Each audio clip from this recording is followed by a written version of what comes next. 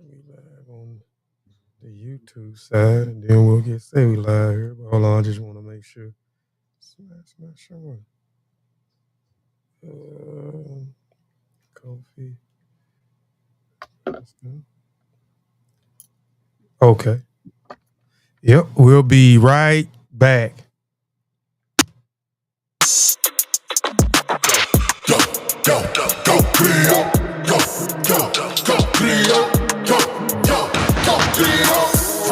Yeah, I'm in the city, yeah, I'm in the spot, in the vicinity. I'm the hottest up in the city, yeah, it really is. I studied the ones that was the realest, the illest, that invented that. Talking about Griot, West African passages for the streets, though. Adios mio, make it get about the Afro-Latinos. Drop their traditions from Africa's West Central. Let's raise a toast to the ancestors of old. For the knowledge comes in the form of a griot. In the form of a griot.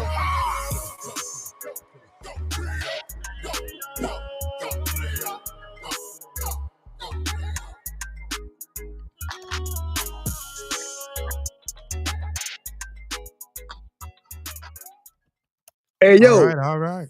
it has Go been ahead. 3 seasons. You think I know a word by now, but I don't. Yeah, peace to power, y'all. Welcome back to the Griots Podcast. Um, Before we get started, well, we know we got to introduce ourselves. We'll let my sister introduce herself, and then we'll introduce ourselves, and then we'll let our guests introduce ourselves, and then we'll go with the scheduled program. Hey, yo, what up, good and wonderful people? Can y'all hear me okay? Yeah, 10 There was some feedback going on. Okay. Thank you guys so much for joining us at the Griots Podcast. My name is Dr. Ashley Wade. I am a pharmacist. I own ADH Pharmacy Consulting. I'm also an author, chief executive of a Sealy magazine on deck, and I'm a huge literary and community advocate. Yes, I am Kofi Piche, a writer, an author, a ghostwriter, a podcaster, a publisher, magazine owner, music producer, uh, media exec, amongst other things. Come on, Kofi. There's a lot. I mean, trying to remember. It's a lot. I love that about us, though. What up? It's the man, Sean P, coming in live. I'm the host of the Sean P Experience here on YouTube. Also, one part of the Griot Podcast Squad. Also, a part of Truth Be Told early morning radio show Monday through Friday, 7 a.m., right? So, community curator, you know, a minister of information, amongst other things. I'm talking about we do this, man. And we are here for this amazing podcast. And we got a very, very special guest in the building today. Yeah, could you introduce yourself, my brother? Yes, I'm Ladarius. I'm a father of two beautiful kids, right? And I'm also the social media producer at Dartmouth College. It's an Ivy League school in a small town in New Hampshire. And I'm currently taking my last class in my master's program. And I'm just excited to be here. Yes. We're excited to have you on here, brother. We For real. definitely, yes. All right, so hold on, let me grab my. I'm lit, by the way. Yep. All right, so I always want to just go through just the formalities of what the show, the outline of the show. So before we get started, the outline of the show, just for to get people hipped on if you're just your first time tuning in to it. We always have an opening segment. The opening segment is honoring a teacher, a scholar, a writer, an author, or a revolutionary from the past or the present. That segment is forerunner by my brother, my fellow griot, Sir Nathan Palador. The Griot and Griotis segment is a segment where we briefly just introduce those who may not know what a griot or the griotis is. That's followed up by myself, Kofi Piche. We have a commercial segment where we briefly promote books, products from ourselves and other people's products and products and stuff, et cetera, et cetera. Discussion segment today is Miseducation, the missing chapter in the 1619 project by our brother Ladarius Denson. And our women's segment briefly talks and gives flower to women who have contributed something to the value to the political world, writing world, author world, business world, medical world, and the academia world that is forerunner by my beautiful sister, my fellow Griots, Dr. Ashley Wade, right? So let's get into the opening segment. It's on you, my brother. Opening segment. Every episode, I try my best to find a person to highlight that's in line with the theme of the show. And today I found the perfect person. I have Mr. David Ruggles, right? This came from the book called Pros to the People. Pros to the People, not power to the people. Pros to the people. And D. Ruggles, a black abolitionist superhero. Ruggles lived between 1810 and 1849, ran New York's first ever black owned bookstore and used it as a headquarters for abolitionist action, lectures, radical pamphlets, making him a knowledge dealer in a time where literacy was rebellion. He was the Underground Railroad conductor. He personally helped over 600 fugitives to freedom, including Frederick Douglass, providing liberation often starts with a knock at midnight and a lantern of courage. He was an anti-slavery firebrand. Ruggles fiercely confronted slave catchers, filed lawsuits against kidnappers, and exposed the complicity of northern institutions and slavery with a pen sharp enough to pierce hypocrisy. He was an editor and publisher. He launched the Mirror of Liberty, the first black magazine in the U.S. Now, we're talking about a Senate magazine, and Kofi walking in that tradition. This man was the first black magazine in the U.S., amplifying black voices, shining the light on anti-black violence when the mainstream press turned away. And Dr. Wade, you will love this. He was a visionary healer. Later in life, he turned to hydrotherapy to heal his own blindness. Founded a water cure hospital, proving that even warriors of freedom needed restoration, not just resistance. This is my man David Ruggles, first ever black-owned bookstore in New York. Thank you for that, Sean. I'm gonna have to tap into him right now.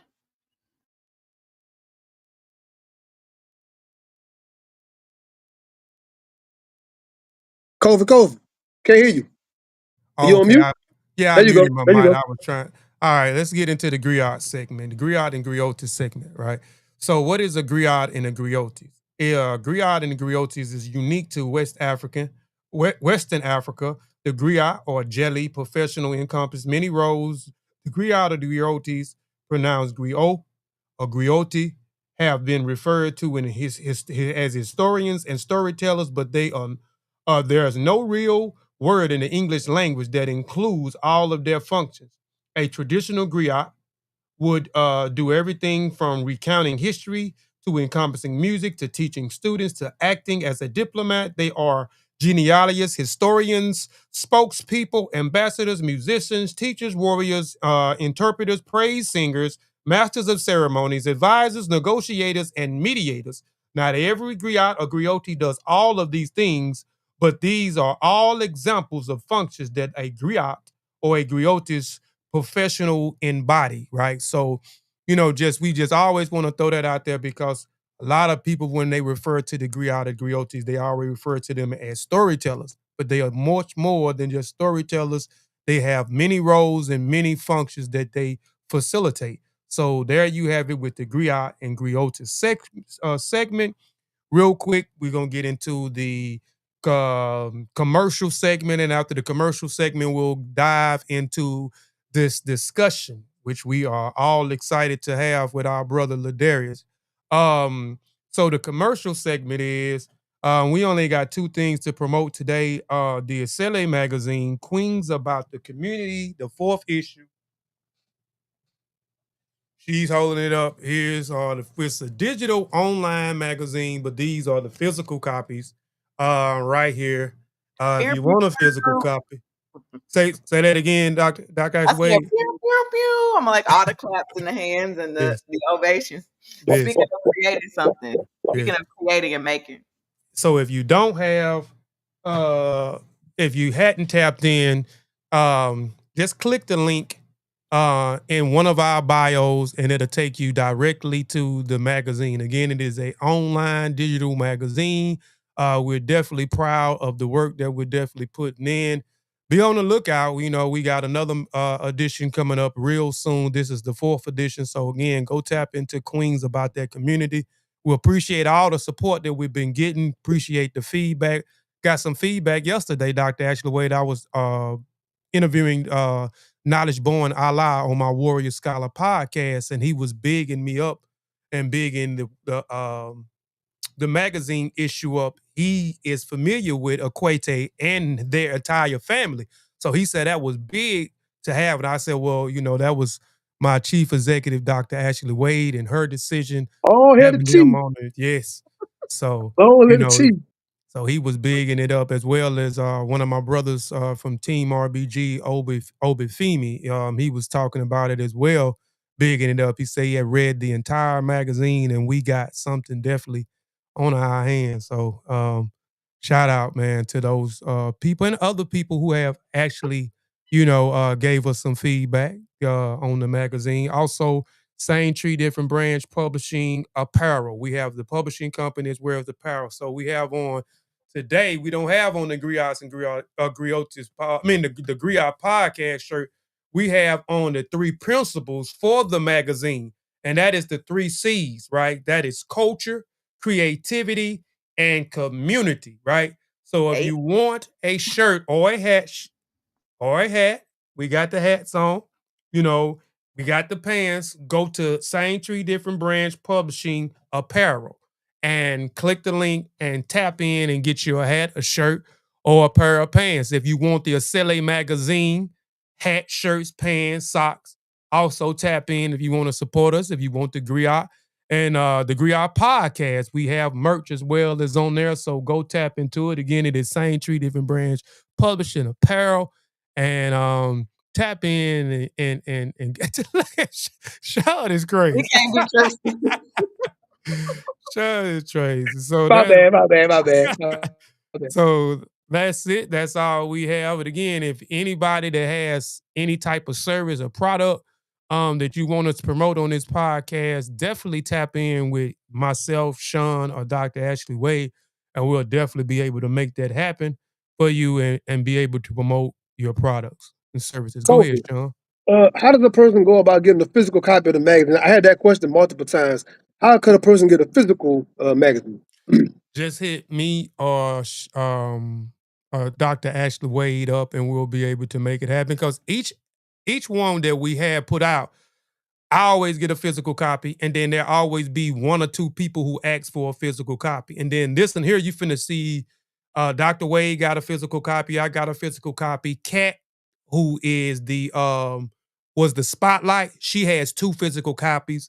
Yeah, cat. Yep.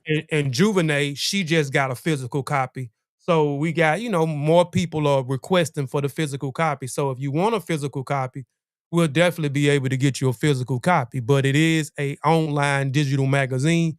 We don't refer it. Now, maybe later on, we may be tapping into the physical as well as the digital. Maybe later on, Dr. Ashley Wade working on something. We're gonna see how that works out and plays out. And if it works out, we'll probably be doing both. But right Might now, be good for a pre-order concept. You know, yeah, I love our yeah, pre-order. yeah, you the Might be good for a pre-order pre-order. king. Yeah, you the I'm, pre-order hey, king. yeah.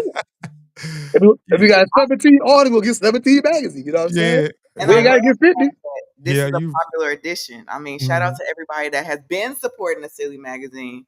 But we do appreciate how popular this magazine is in the community right now. This is our biggest one, huh, Kofi? You said this Yeah, is this our the biggest biggest one. edition. Yeah. Yeah. So proud of everybody that contributes and proud of this beautiful family. Proud, proud, hmm proud of this beautiful family. Yes, sir. Yes, ma'am. Uh, she said, Kofi, that hat is life. That's right. What's going on, dear B? That's our sister, dear B, out there. Shout out to that sister. She wrote an excellent. If you look on the front, and I don't know if she noticed that or not, man, we're finna get into the interview, but I always tap in on the front of the cover, I always put something that caught my eye that I think may catch somebody else's eye. So it says War of Words, subtly awakened, recognizing sounds that shaped the lips of our ancestors centuries before our birth.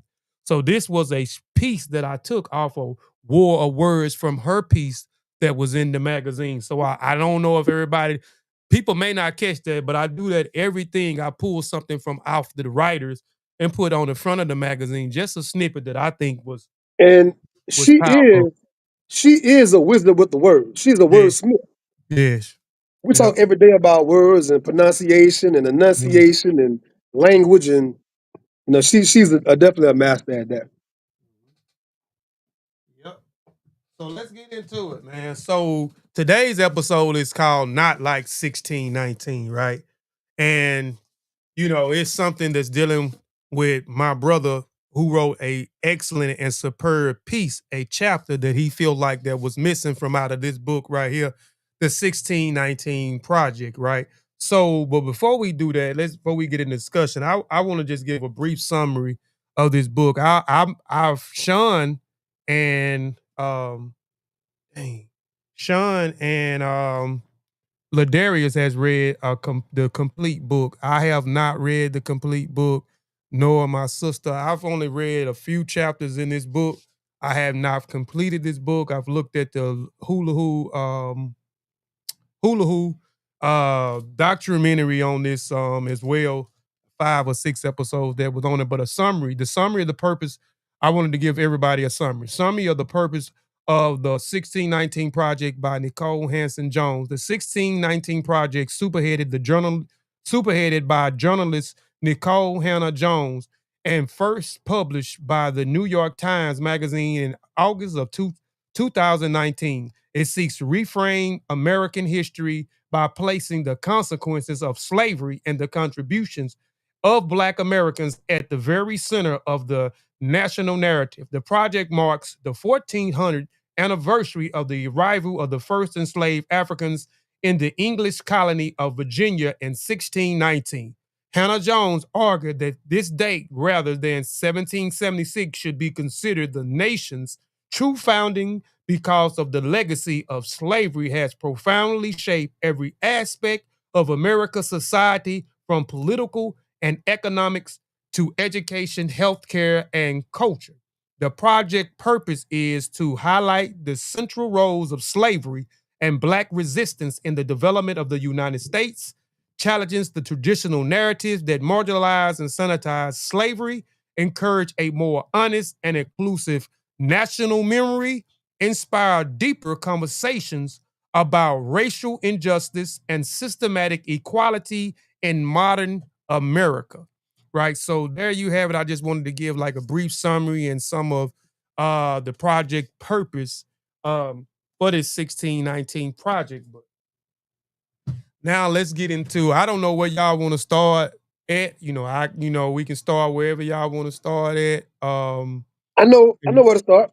Go ahead, most definitely. Every episode for the family that's watching for the first time, we take turns picking the topic or whatever we're going to approach, and we take turns. So this particular time, Dr. Wade was the choice. So I want Dr. Wade to give us, out of any topic in the world, why she chose this particular subject matter.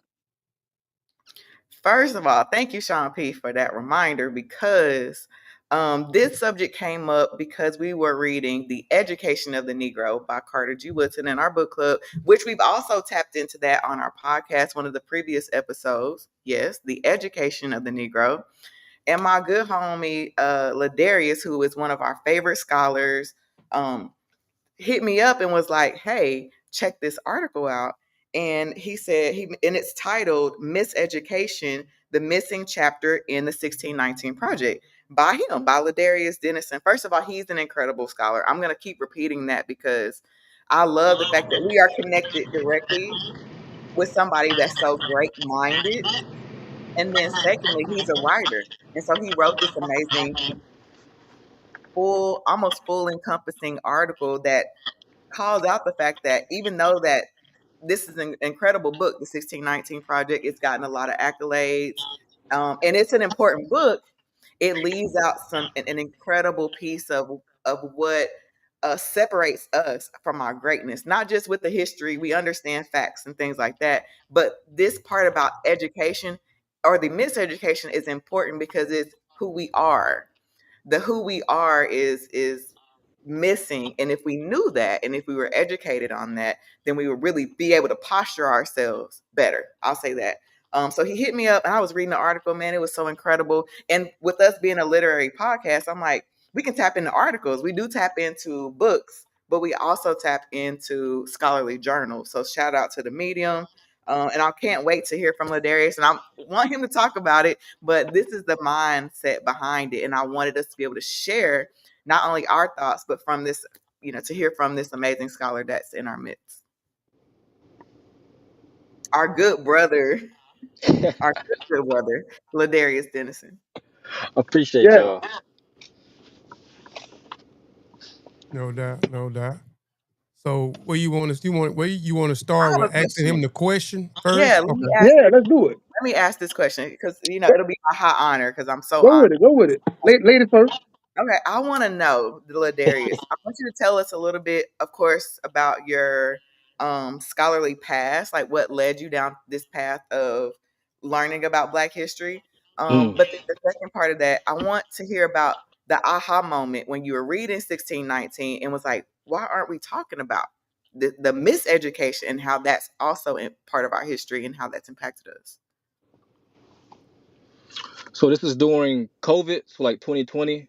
Um, this is my transition from.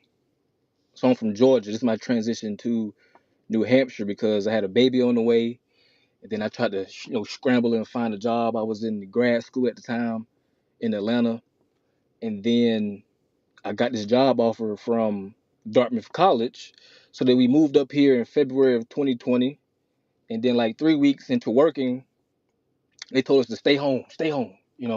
So then in May of 2020, that's when I had my child, my firstborn son, and then I started thinking like I don't want to perpetuate, financial illiteracy. That's why I started at just financial illiteracy. So I started reading uh, the book by Robert Kiyosaki, The Rich Dad Poor Dad, and then that's when I started getting on Instagram, and then David Banner had posted a book.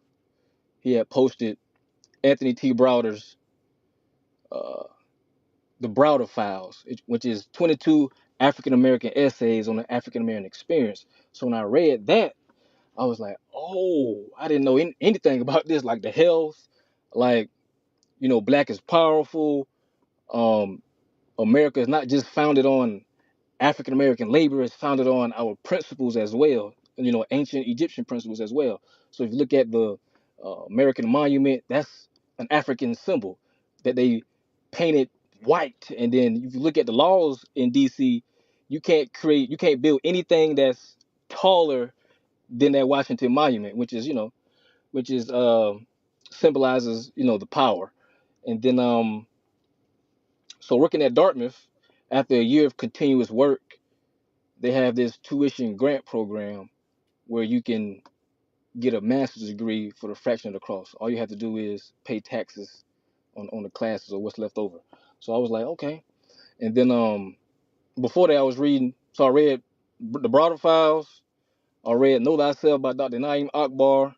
I was reading Amos Wilson. Then I read The Miseducation of the Negro by Carter G. Woodson. So they like gave me a foundation before I started my first master's class.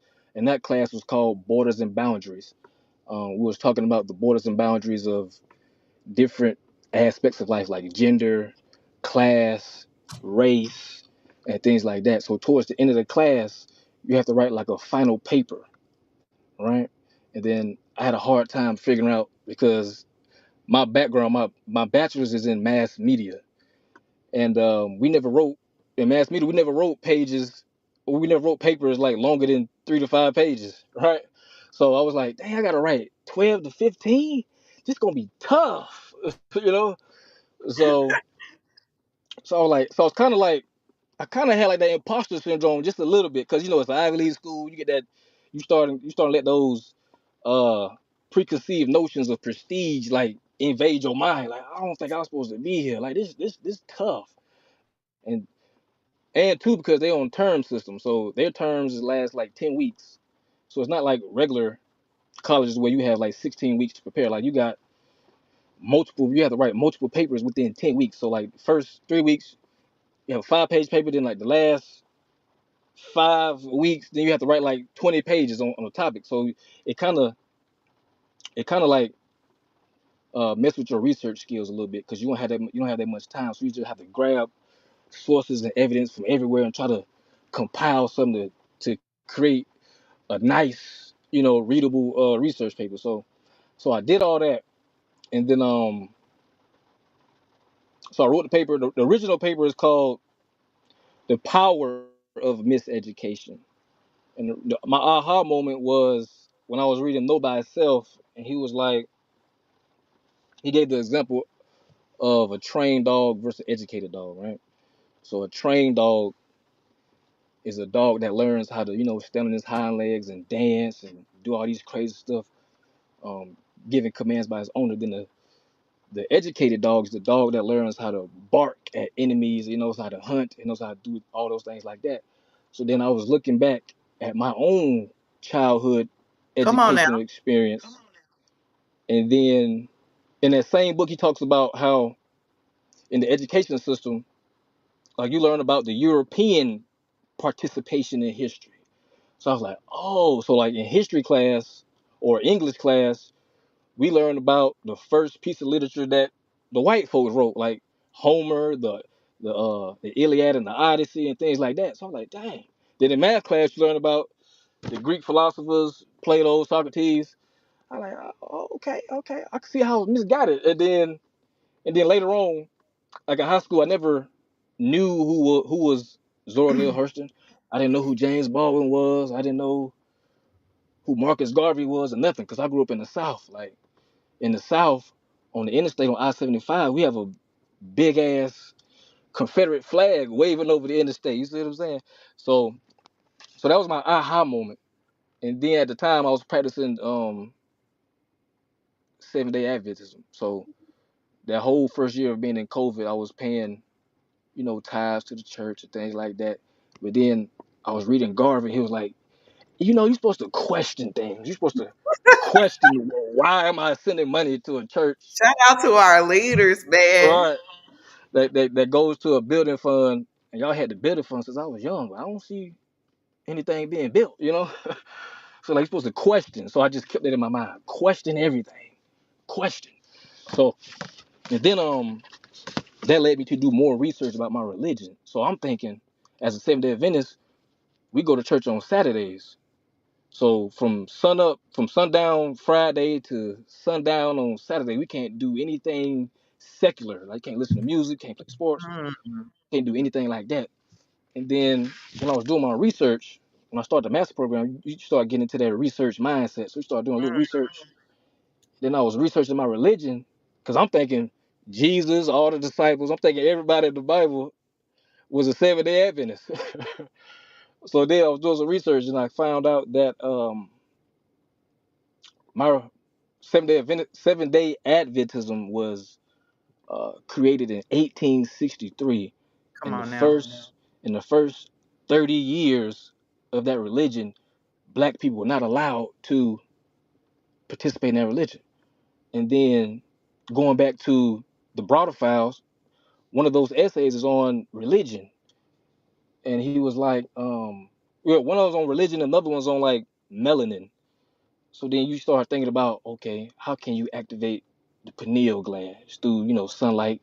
It releases, serotonin. Then you can go into a deeper uh, meditative state, a different plane of existence. And then I'm reading that, then I'm contrasting that to my religion, how it says a prophet. It was a white woman. She was a prophet. Mm.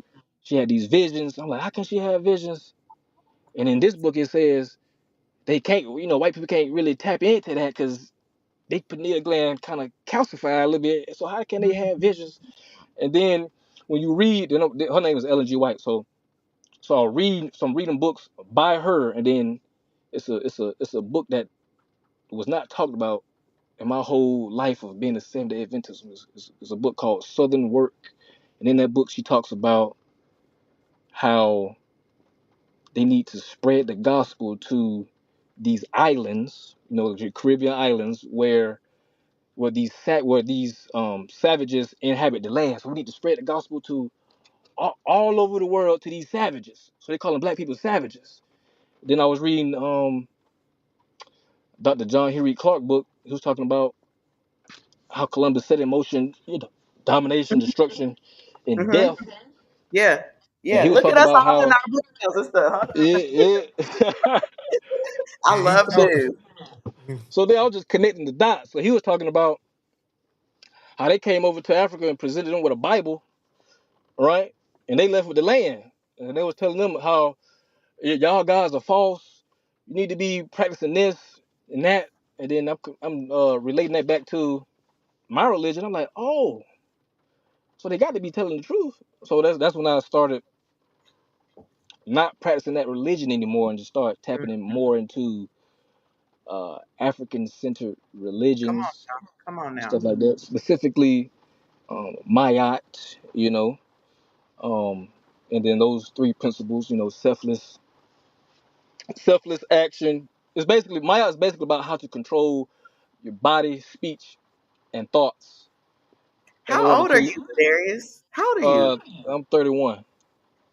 Shout out to the young Uh, people who are yeah. tapping into this greatness in that point of life where you can make some changes and make a difference. So, and I'm so glad that you shared that. And I think it's neat because all of us are like, Sean pulled out a book, The Browder File, which I've seen. I haven't opened. Kofi got some books. He was like, okay, we got. I love that this conversation. We just getting started is bringing so much scholarship to the front of the conversation and to the front. So thank you for sharing that with us. Go ahead, Sean. Now, how old are you again, Ladarius? How old are you again? 31.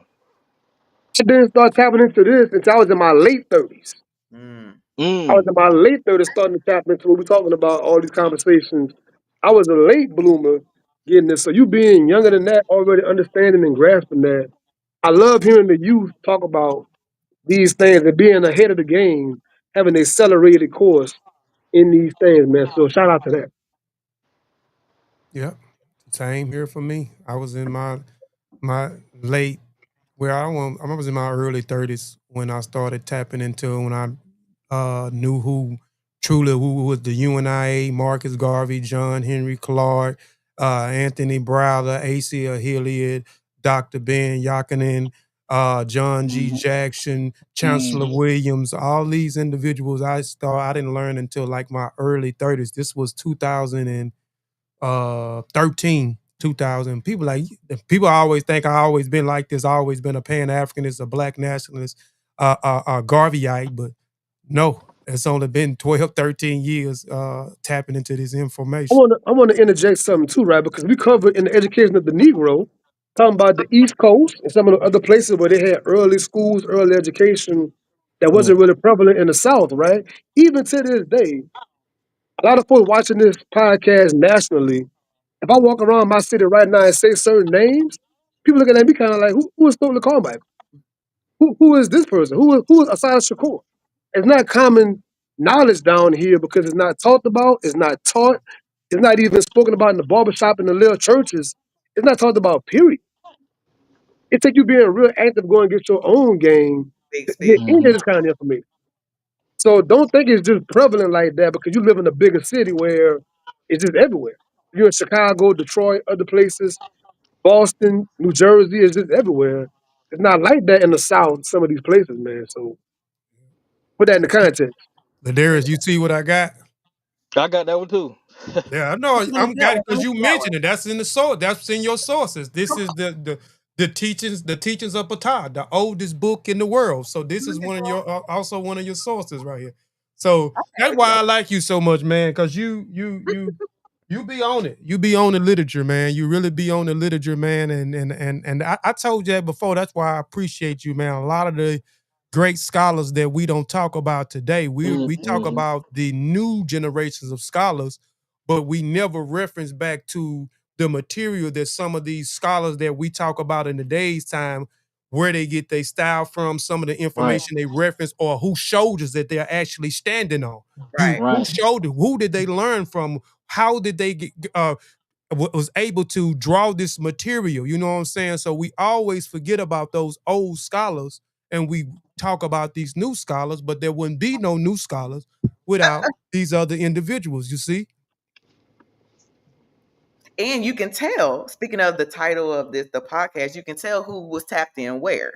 Because we have the 1619 project, which is a phenomenal work, but it takes Mhm. the mindset of our old scholars to be able to pick it apart and be like, hey, something's missing. Mm-hmm. And since this is missing, we need to tap in. You see what I'm saying? Mm-hmm. Because So everybody, their soup bowl has different things in it as far as us readers, us scholars. So right. there's a lot of journalists that are like, oh, we need to tell these stories, which is true. Shout out to the author and the journalist. I forgot her name. That authored the 1619 project. But look, Nicole Hannah Jones. shout out to her. But on the grassroots level, our homie Ladarius was like, did y'all even think about that?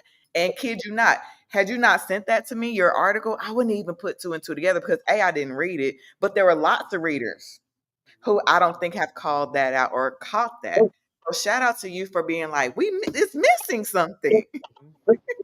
I want Yeah. to say, Dr. Wade is really a professor at doing this. He's good at reading something and realizing like what's not there. Yeah. Most people read something like, okay, this is 100% solid what it is. She is good at saying, well, they could have mentioned this or they could have mentioned that, and she good at that. So Ladarius, tell me Mm-hmm. whenever you read the 1619 project, that's like a 400 something page book is thick, not a Yeah, it was little thick. easy. So Thick, how did thick. you read it and then realize like, wait a minute, this isn't here? How did you pinpoint that? I can't wait to hear this response. That's a great question. So, so like I said earlier, the initial the initial title of my paper was called "The Power of Miseducation," and I wrote that in fall 2021. I think this was at a time where everybody was doing like a 1619 book club. So we was reading the book, and then if you like, what I like to do is I like to read the back of the book, Then I like to read the chapter titles. Yes, yep, So, that's so I'm reading the chapter titles. I didn't even make it past because like I said, I already wrote the paper, so I didn't even make it past um the introduction. Yeah, I'm just looking at the chapter titles. I'm looking at the chapter titles.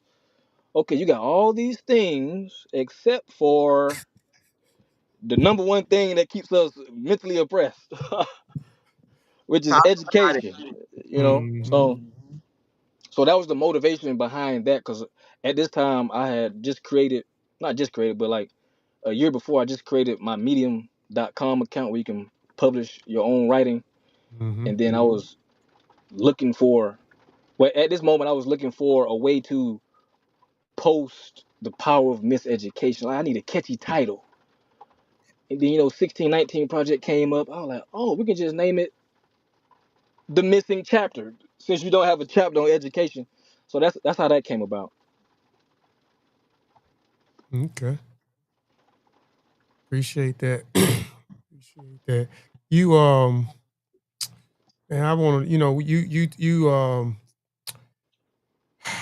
the top of the paper, you said the power of miseducation is having the ability to derive a group of racialized people of the knowledge of their own factual history, Yeah. identity, and culture in Mm-hmm. a educational system that seeks to derive and maintain power over that group. Mm-hmm.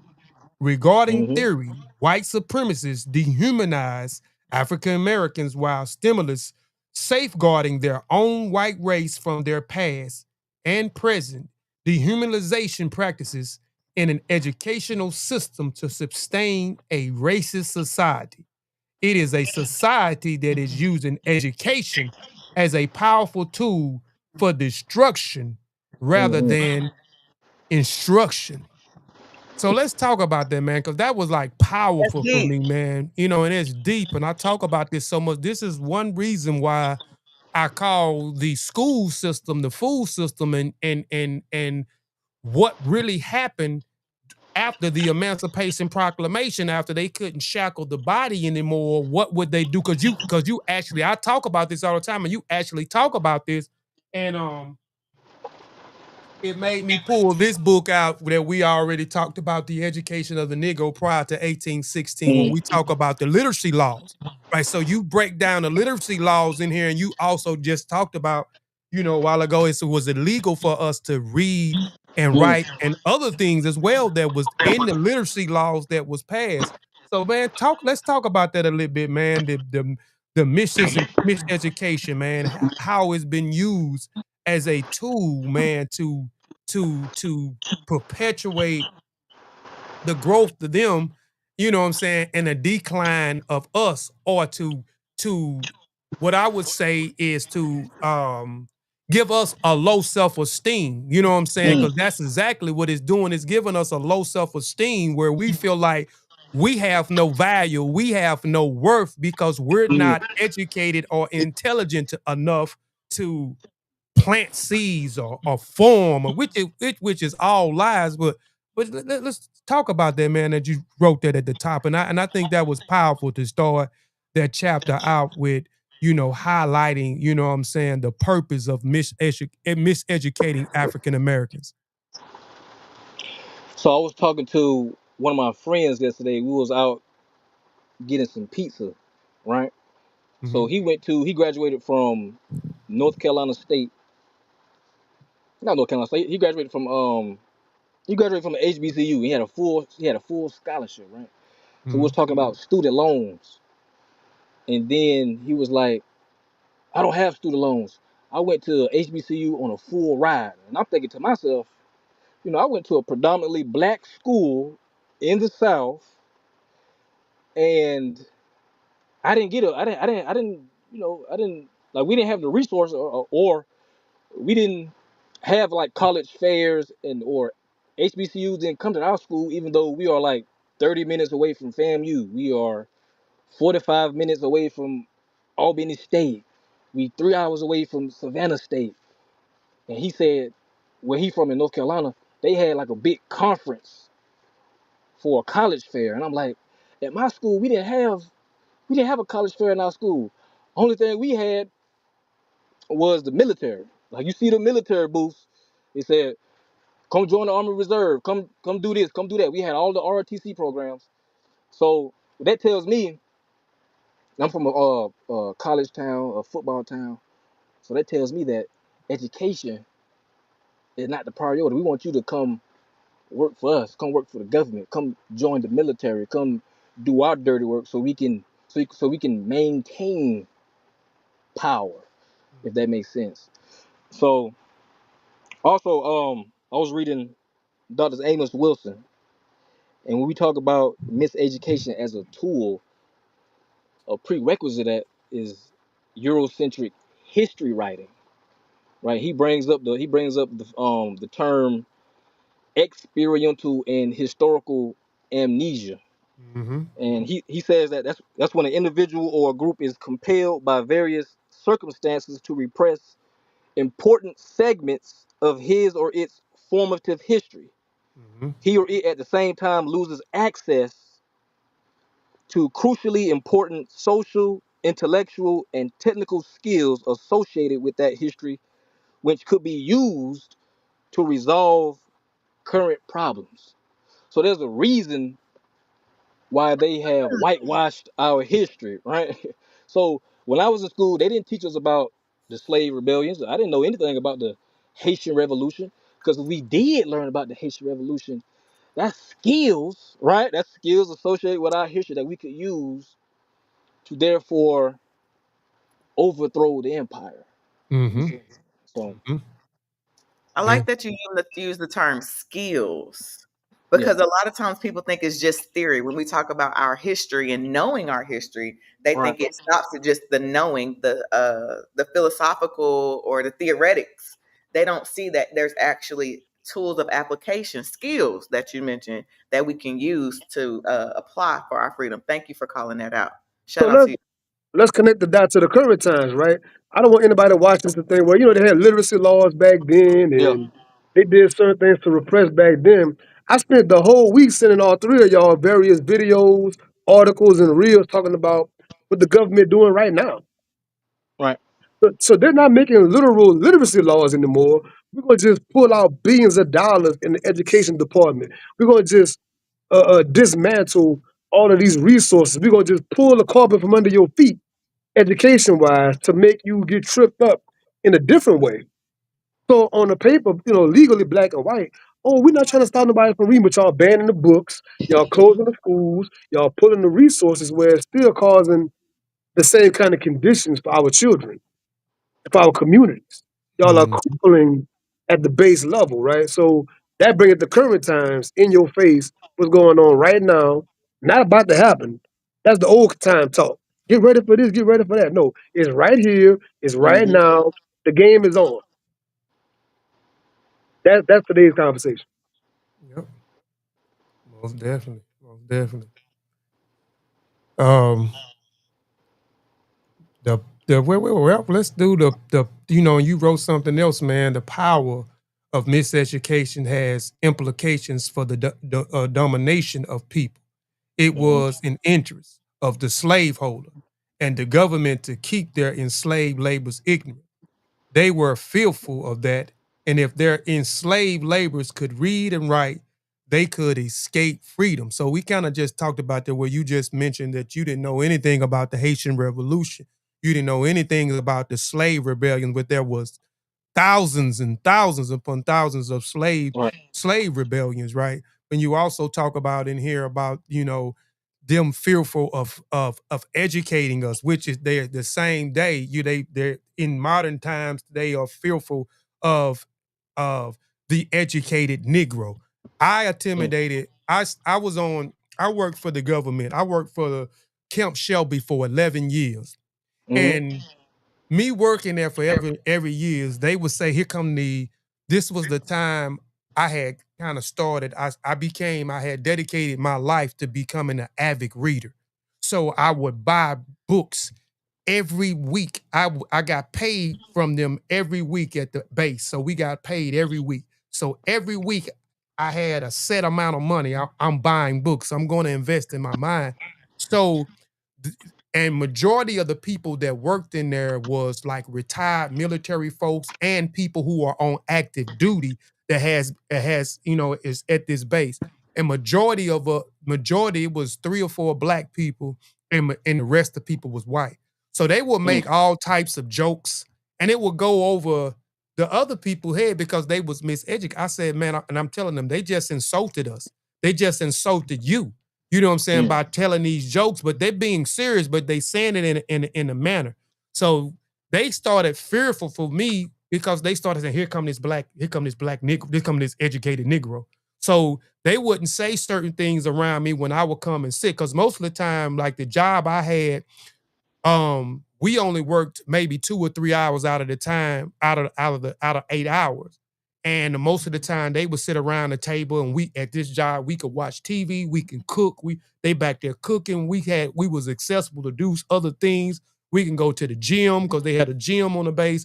We can leave and then come back and we needed to take care of business. So a lot of times I would sit by myself and this was where I get most of my reading done. So when I get home, all I got to do is I was workout junkie. I can go work out and then I can, go home and I can relax and chill out. So, because I got all my reading done. So when I would go around, that will be the thing. Here come this educated nigga. So they were fearful of me. And then at one point they didn't want me around some of them because I had started putting certain things in their head. So they feel like that was going to become their jobs were going to be threatened because now they are becoming educated and now they're understanding how the operation is ran, because that's my thing. I want to know how things is ran. I want to have the understanding of these certain things. I want to be able to explain it in full detail to other people. So when I started understanding the day-to-day operation and how it works, et cetera, and how we do this, that, and the third, and where the money budget come from and how much they are spending, you know what I'm saying, on each thing, how much money that they are wasting now, because I've seen the government waste millions of dollars. I've seen them take stuff, dig a hole, and then instead of giving it away, dump it in the ground and then bury it instead of giving it to somebody need things, man. So they are, so you mentioned the implication, the domination people, and this is the another reason why we'll say that I'm gonna go to the white people, you know what I'm saying, versus because we feel like they are more educated than we are. And I'm one of those Mhm. individuals that used to say that back in the days. I ain't fooling with you. I'm going to the white folks. So I go Mhm. out there to the white folks because I feel like they was more smarter and intelligent because I've been taught through this food system that been miseducated through the school system because I've been taught Mhm. about Thales, Pythagoras, Euclid, Einstein, you know what I'm saying? All these high intellectuals, you know what I'm saying? And these people are pushed in our forefront that these are the contributors of the world, the founders of the world, the inventors of Mhm. the world, the intellectuals of the world. These are the scientists of the world. You know what I'm saying? So therefore, I am less than. The people that look like me are less than because we contributed nothing to society because we've been miseducated, which is a thing. You know what I'm saying? Why it devalues us, it gives us low self-esteem. You know what I'm saying? So can you talk about that implication of the miseducation and how it's affecting us right now in today's time? So I work in higher ed, right? And then so I'm talking to some of the black students, and then I'm asking them, "Hey, what y'all doing after graduation? Or what's your purpose? Or why did you choose Dartmouth in the first place?" And they said they chose Dartmouth because they give you a full ride. So tuition is free here. They give you a full ride. If all the new students that's coming in until the end of time, the tuition is free. All right. So they get you with that. So as a black person, you're like, I think I'm gonna just go to this white school because I don't have to get in debt, right? So then I'm asking them, why did you choose it? Because it's free, and on top of that, their logic is, I'm gonna it's gonna look good to have an Ivy League school on my resume, right? So as long as I have this school on my resume, I can get a job anywhere. So basically, what they telling me is it's about gaining status and getting money from using this white school on your resume.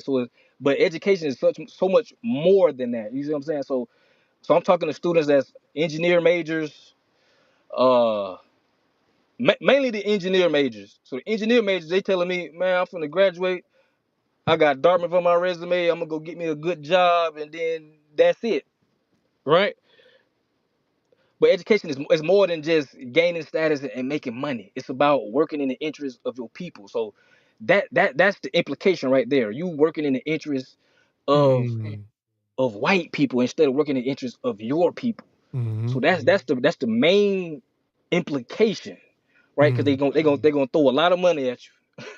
We have They're gonna throw a lot of money at you so you can work to maintain the status quo. So then they like, I'm talking to people. They like, man, why would I? I'm only gonna work with people that want to work with me. And 9 times out of 10, that be their classmates or the white people in class. You see what I'm saying? So they don't feel the need to. They don't want to be.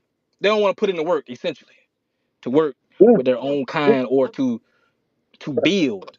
So you gonna go to something that's already built.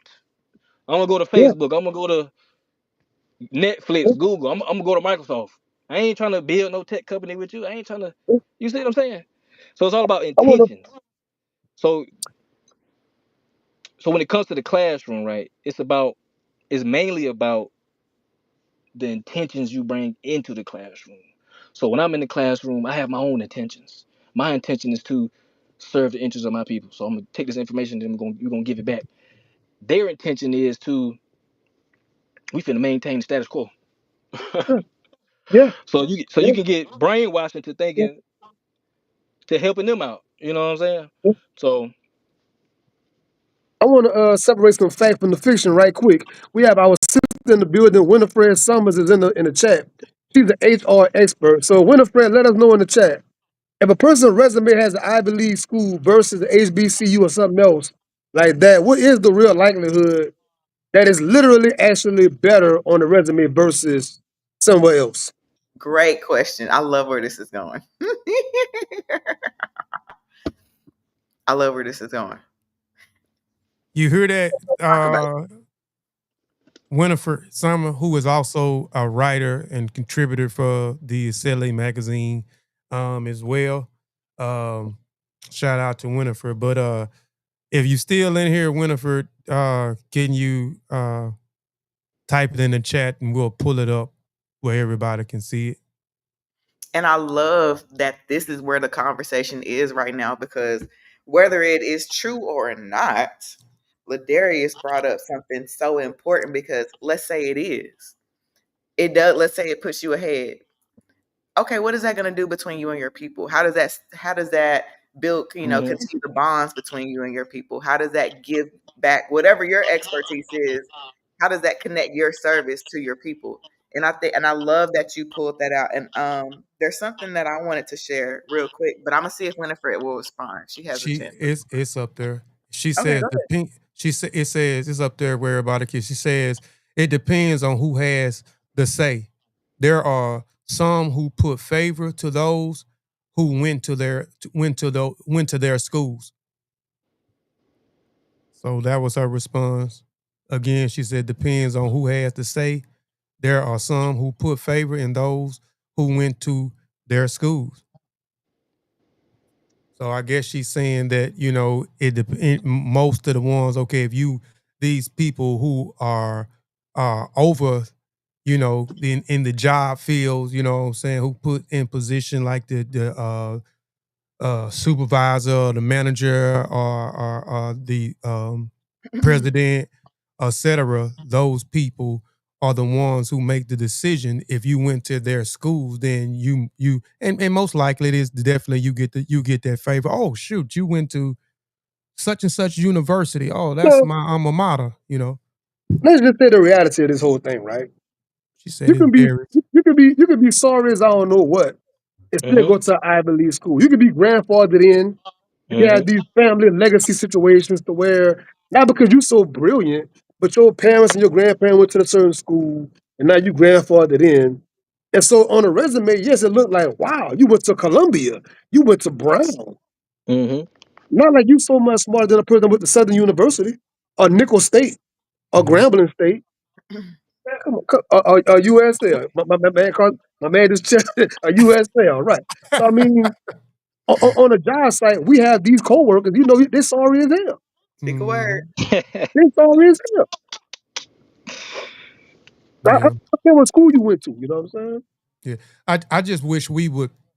I just wish we would do the same thing. I wish I don't. We get mad when those things happen, but I just wish we would do the same thing. They looking out for their own, like you saying, they got their own people interests, their Mm-hmm. own people interests. And this is going back to what I tell people about the public school.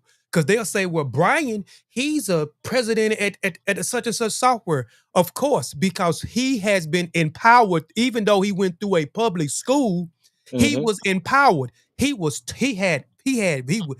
seen physical pictures of Mm-hmm. his people that look like him do things. He have read Mm-hmm. things of what his people have contributed or On the so-called policy. contributed to the world. So it has empowered him. So it's designed to educate him. That's why the education is biased.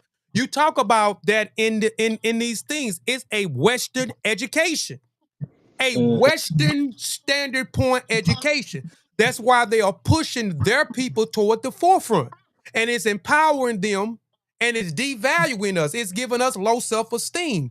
That's because even, I'm speaking for myself in general too. That's why I wanted to drop out. If I could have dropped out of school, I would have dropped out, but I couldn't do that. My grandma would have killed me if I'd have dropped out of school. And that's why the race, because we don't see Shout out to ourselves Grant. in the history. We don't see ourselves in the history.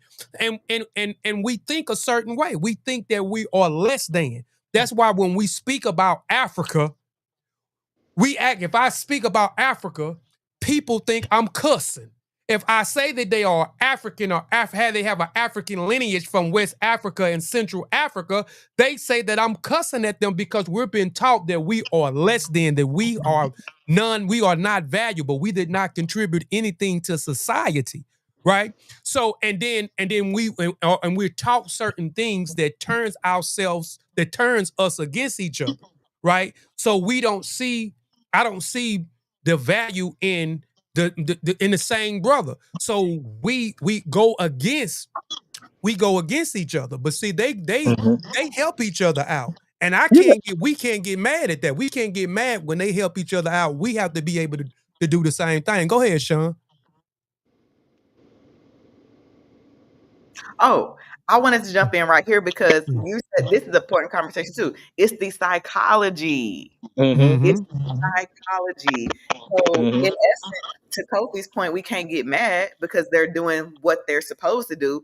But high key, we can only when we start to see the psychological implications of what this has done to us, not just what we do with our hands and feet, but Mm-hmm. how open our mind is to what we can do and how the system brainwashes us. So it goes into psychology. And that's why I love the fact that Ladarius brings up and he cites Dr. Naeem Akbar, who is an amazing African, one of them. We have a lot of amazing African psychologists, but I love Dr. Akbar's work. And in your article, you mentioned a quote that he says, "Power," going back to power, it's intended to put people in their unique position. At the end of that, you say, it's supposed to maximize their survival and the Mm-hmm. continuation of themselves to the best of their ability.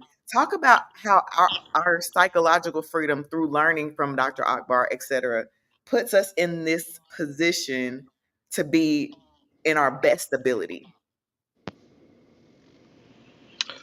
So Dr. Not excuse me.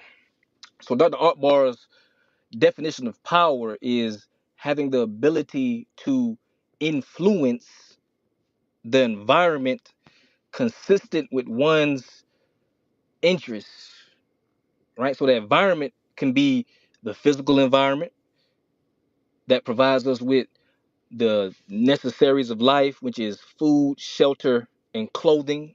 Then you have the environment of ideas, right? And then, what was your question again? I'm sorry.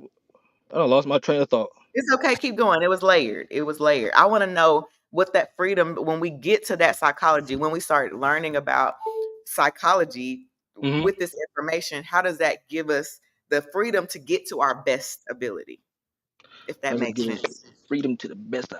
So, so I'll just give you a practical example. So, once I started reading books on Black history, once I started my master's program, I started challenging, my white professors in classrooms. Then you start attracting people, Mm. right? So I attracted Sean P. Right, I was just on Instagram one day, and at the time I was reading the ISIS papers, and Sean Ooh. P. Was on live with Reggie, and I just so happened to click on the live. So I'm hearing Sean P talk, and then he named all the books that I was reading at that current time. I was like, damn. So he was naming John Henry Clark, uh, Dr. Ben. I was like, damn, he know. So then after the live was over, I DM'd him, and then we've been cool. We've been talking every day since then. So that's that psychological freedom. So I get to intellectualize with Sean P every day, right? And then that can turn into I create a project called Beyond the Gram, like Black Bookstagram, where you can build a community where we use Instagram, social media as a tool to document our history, as a tool to preserve our history. Like our relationship went beyond the gram.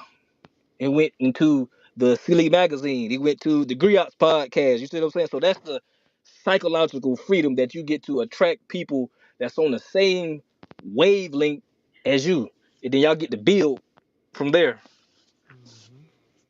And I thank you for calling that out. And I'm gonna let Sean jump in too, because I'm sure he wants to respond. You do get free.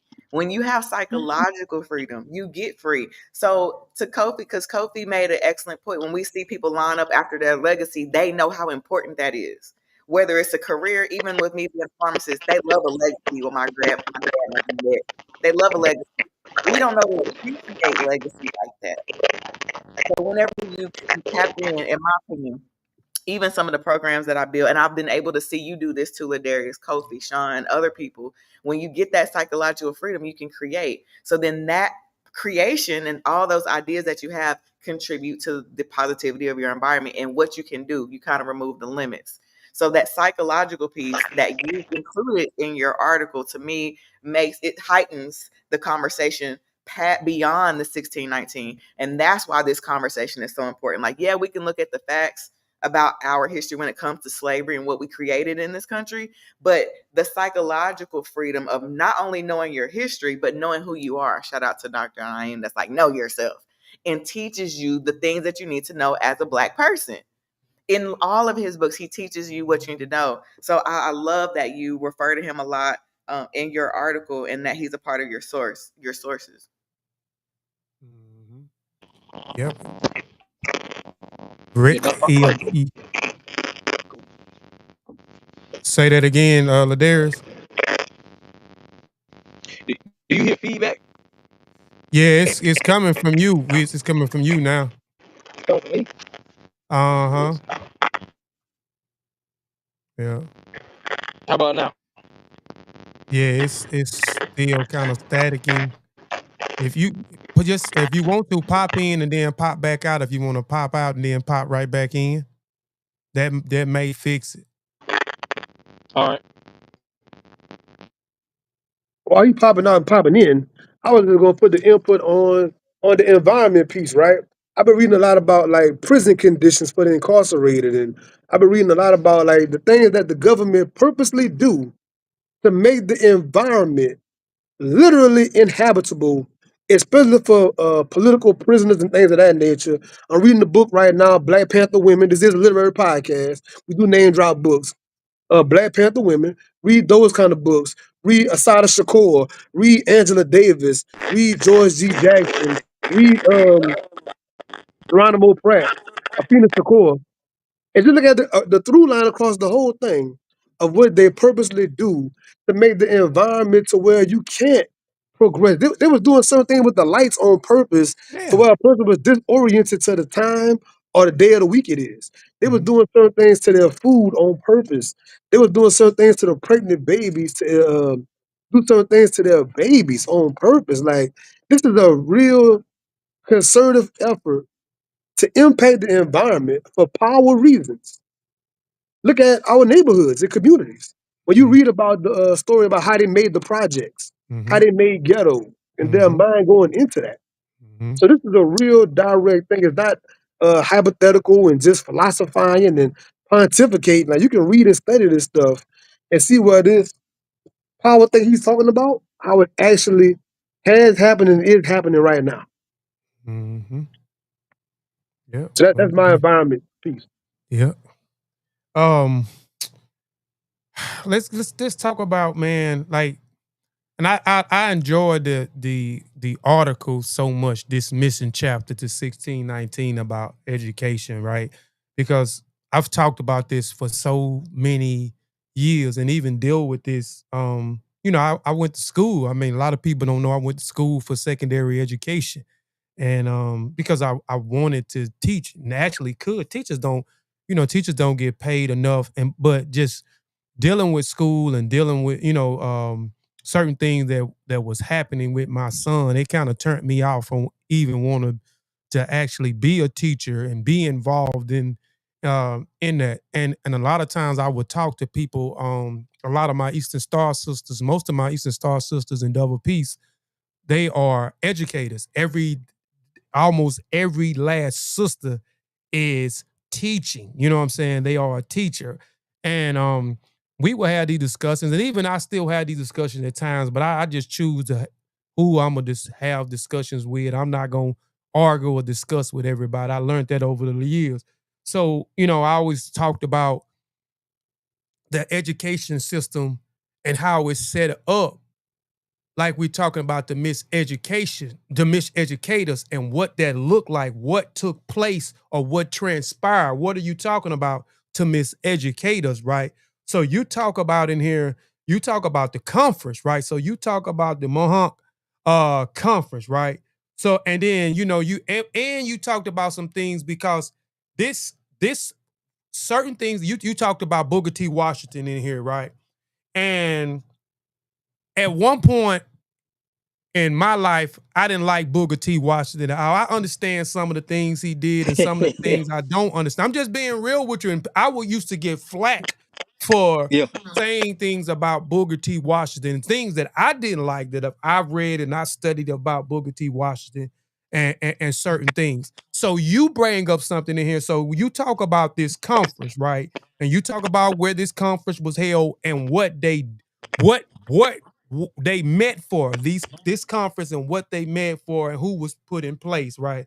So you mentioned individual what was his name? But first, before I even do that, let's I want to read this part where you talk about you Miss Artie was excited about his progress and expression. She's talk um is that where I want to start it?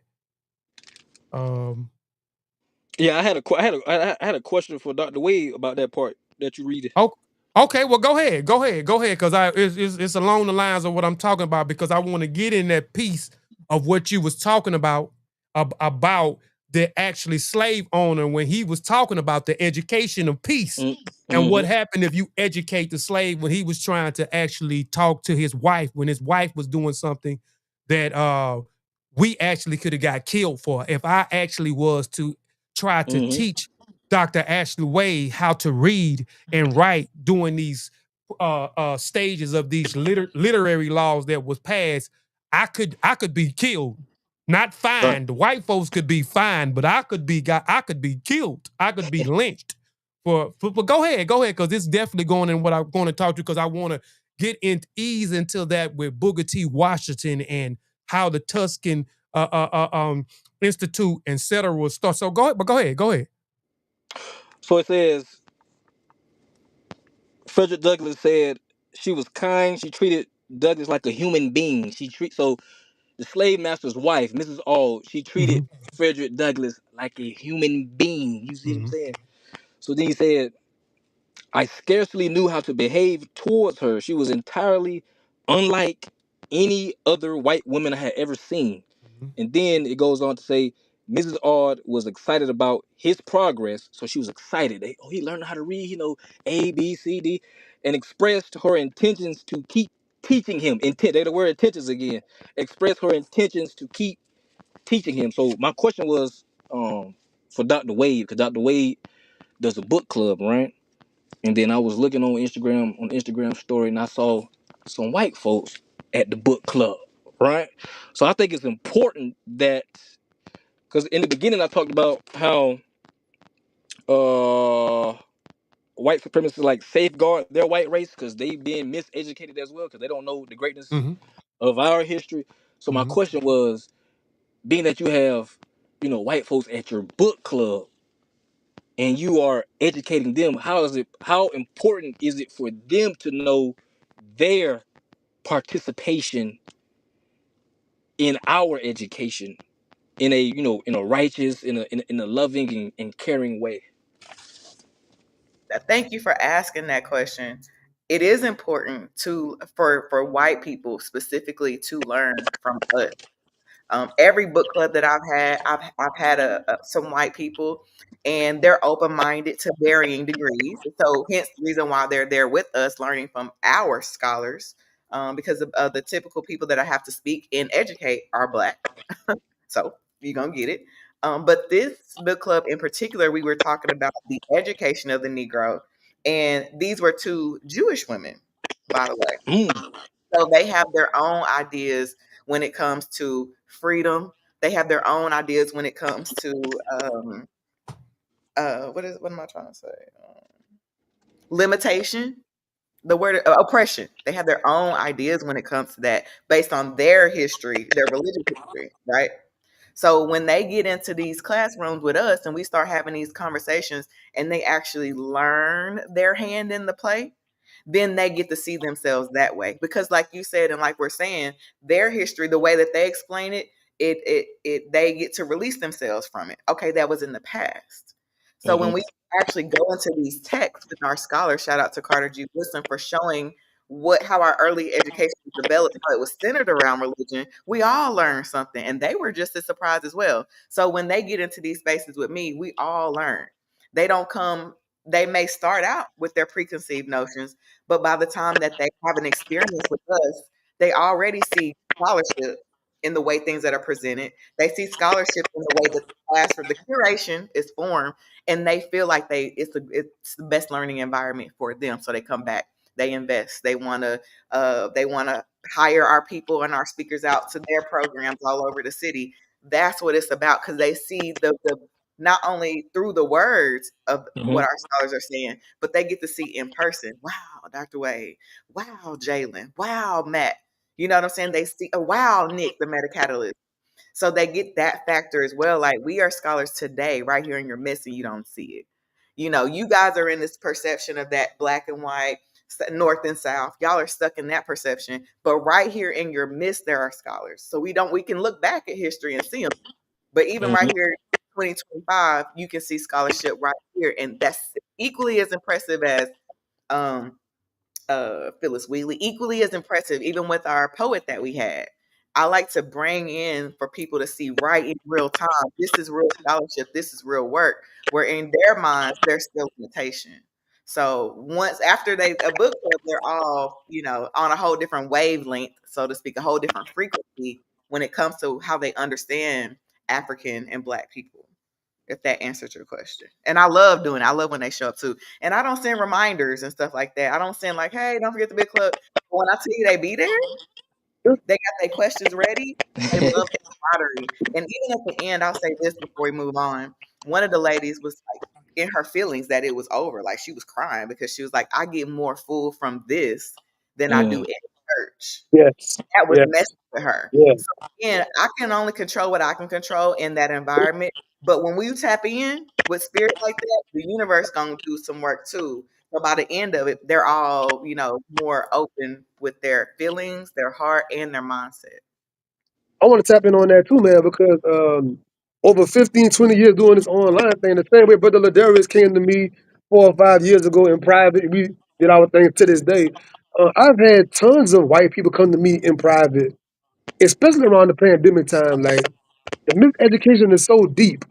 They have greatly miseducated their own damn children. Speak a word. So we can't just assume because they're going to Catholic schools or other schools that they get more education than us.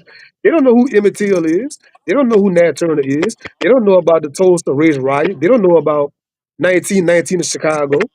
So they might see something on TV and come to me in private like, Sean, on Lovecraft on HBO they had this thing. Is that a real thing? And then I'm showing them documentaries. I'm showing them book times to go and do their research. I send them on their way for their homework, and then they come to me over and over again with a real hunger and a fervor to learn because they're genuinely curious about what they didn't learn themselves at school from their own people. And one more thing too, I want You to know say what I'm saying? back of that, Sean. They learned about their own abolition work. You see what I'm saying?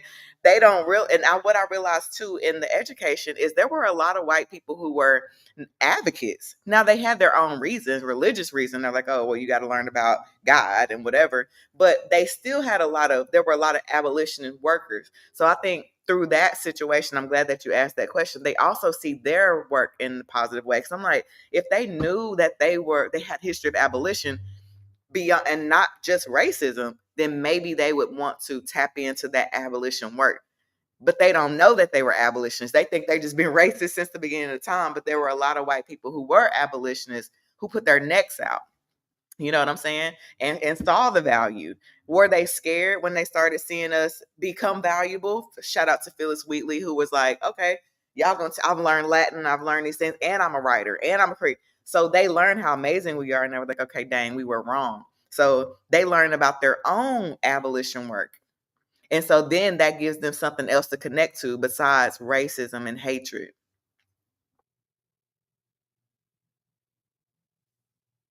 Now we was in our bag. Now we in our bag. I love this show. I love our show. We way in the bag. And I'm just honored to just be able to have Ladarius on here. Like, shout out to you. I Yes, know we don't even yes, come to the forefront. yes. Uh, real quick, tell us about like what this process was like for you coming from behind the pen to the forefront and actually explaining your work and explaining your mind, your thought pattern behind it. It's difficult because I'm an introvert. Um, even with so I ain't gonna lie. When I send you, I send the articles to everybody, or sometimes I'll post it. You know, when you doing this type of work, it's kind of hard not to expect little engagement. You know what I mean? So you're not gonna. That's just because the way the word is right now. So when you came back and said, "Hey, we want to do a podcast episode," I'm like, "Wow, that's crazy." So for me, it's like an affirmation, right? And then it's also a part of my growth as my growth as speaking publicly. Because sometimes sometimes people can be scared of success because they know what that comes with. That comes with speaking engagements, right? So I have to prepare for that. You know what I mean? Whether that's doing tongue twisters or doing pencil talk or just doing research on how to become a better communicator.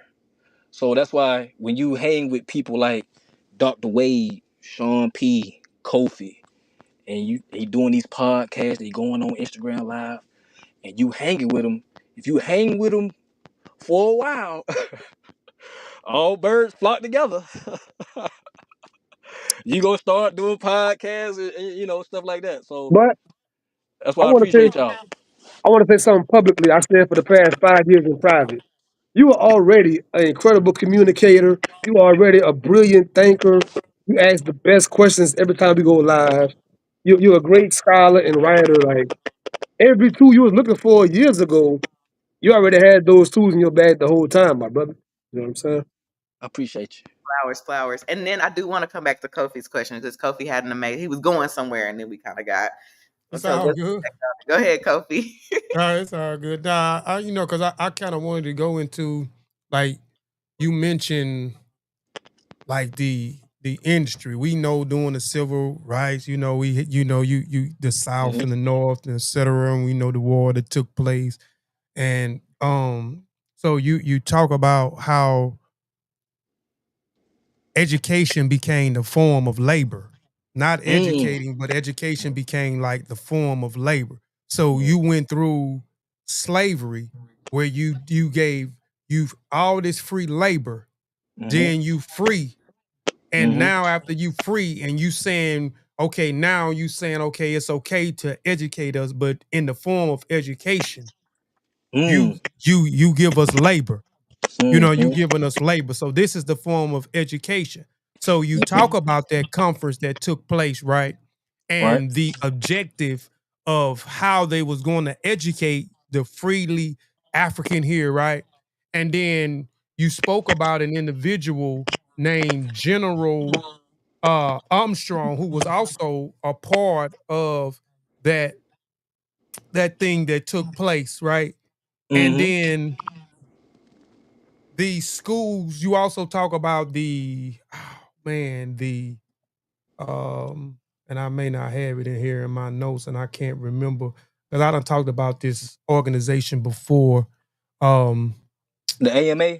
yeah, the AMA. Cause I Yeah. go until cause we talking about, and I ain't gonna talk about it on here because I don't want to hurt nobody's feelings when we talk about the historical black colleges and who they truly was owned by and who set the schools up and Yep. where they was actually educated at. Oh, we gotta say it. We got this the Griot podcast. We gotta say it. This is the Griot podcast.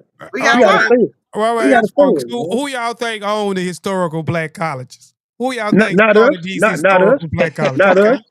Okay, Not us. but most people are under the perception that they are. So when you talk about Hmm. these organizations that took place and where black folks was actually educated, and Dr. Wade also talked about when they talked about educating one of the particular stipulations in educating was to Christianize, you know what I'm saying? To, you know, the religion piece also had to be a part of it. So a lot of them was taught in the church basements or taught in the church pews and so forth. So, but that's a whole nother story for another day. But you talk about how Booker T. Washington, he actually praised General Armstrong. He looked at General Armstrong as a father, right?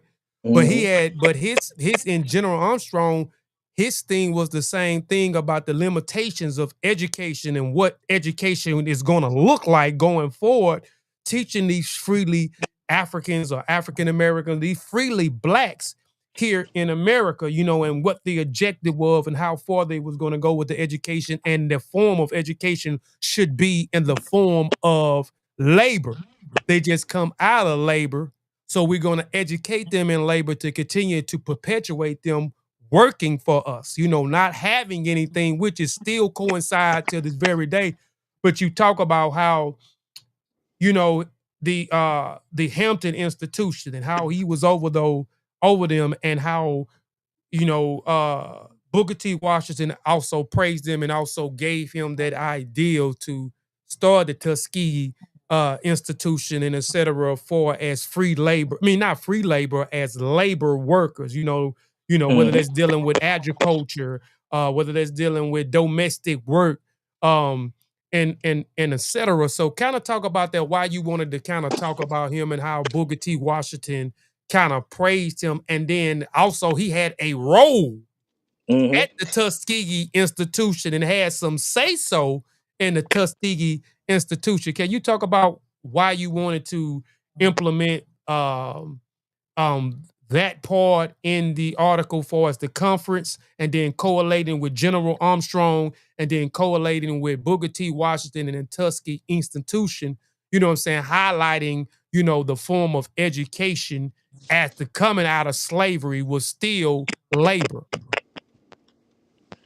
So I want to highlight this word. I think me and Dr. Wade talked about this on Instagram. So I'm gonna read what Anthony T. Browder said. He said the general consensus among the Mohawk Conference attendees was that blacks were to be given industrial education to fix their caste position, moral education for pacification. That's your Christian, and then Western education in order to instill in them a sense of inferiority and a belief in white supremacy. So then later on, I say, let me see. African Americans' miseducation progressed from being forbidden to read and write to being forbidden from having an academic education. Why? It was simple. The powerful had to adapt to new laws while simultaneously keeping the same objective, to control the minds of African Americans. So the key word is adapt. So I just want everybody, the point is that, white folks in power, right? They have a responsive relationship to black interests, right? So if black people are interested in education, okay, we're gonna show interest in educating them, but in the sense that they will work in our interests instead of their own. So like an example would be, I just wrote a paper for my class in the winter term. I talked about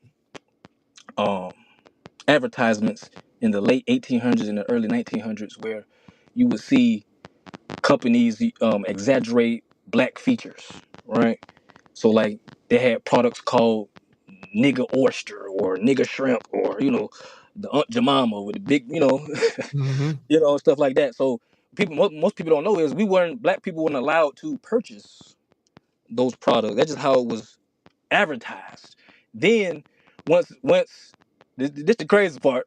So once white companies start to see that black people were interested in history, by way of black publications, because Carter G. Woodson, this was during the time when Carter G. Woodson was promoting Negro History Week in 1926. So he would do ads in black publications, and the white companies saw that, oh, they interested in their history. So we're gonna do some campaigns, some marketing campaigns that highlight.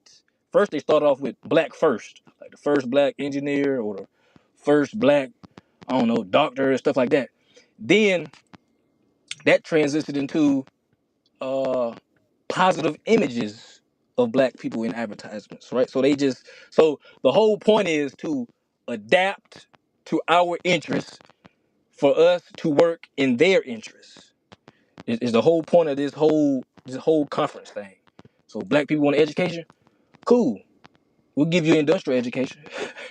You see what I'm saying? So it's all about that adaptability, that responsive. So that's why me and Sean was talking on Instagram a couple of days ago. We was talking about methods of resistance, right? So we can't have one singular method of resistance. We need a multi-dimensional method of resistance. So that can come in the form of print media, like a silly magazine. That can come in the form of We were just talking about that, Kofi. a lot of different things. So yeah, so that whole piece is about their responsive relationship to our interests. And then when we get into Booker T. Washington, I mean, I read his autobiography, Up from Slavery. Um, I can see why people don't like Booker T, but at the same time, I was inspired a little bit, right? Because he went to the General Armstrong sent him to Auburn. What was that? Well, I think it was in Auburn, somewhere in Alabama. And then he had built Tuskegee with his hands.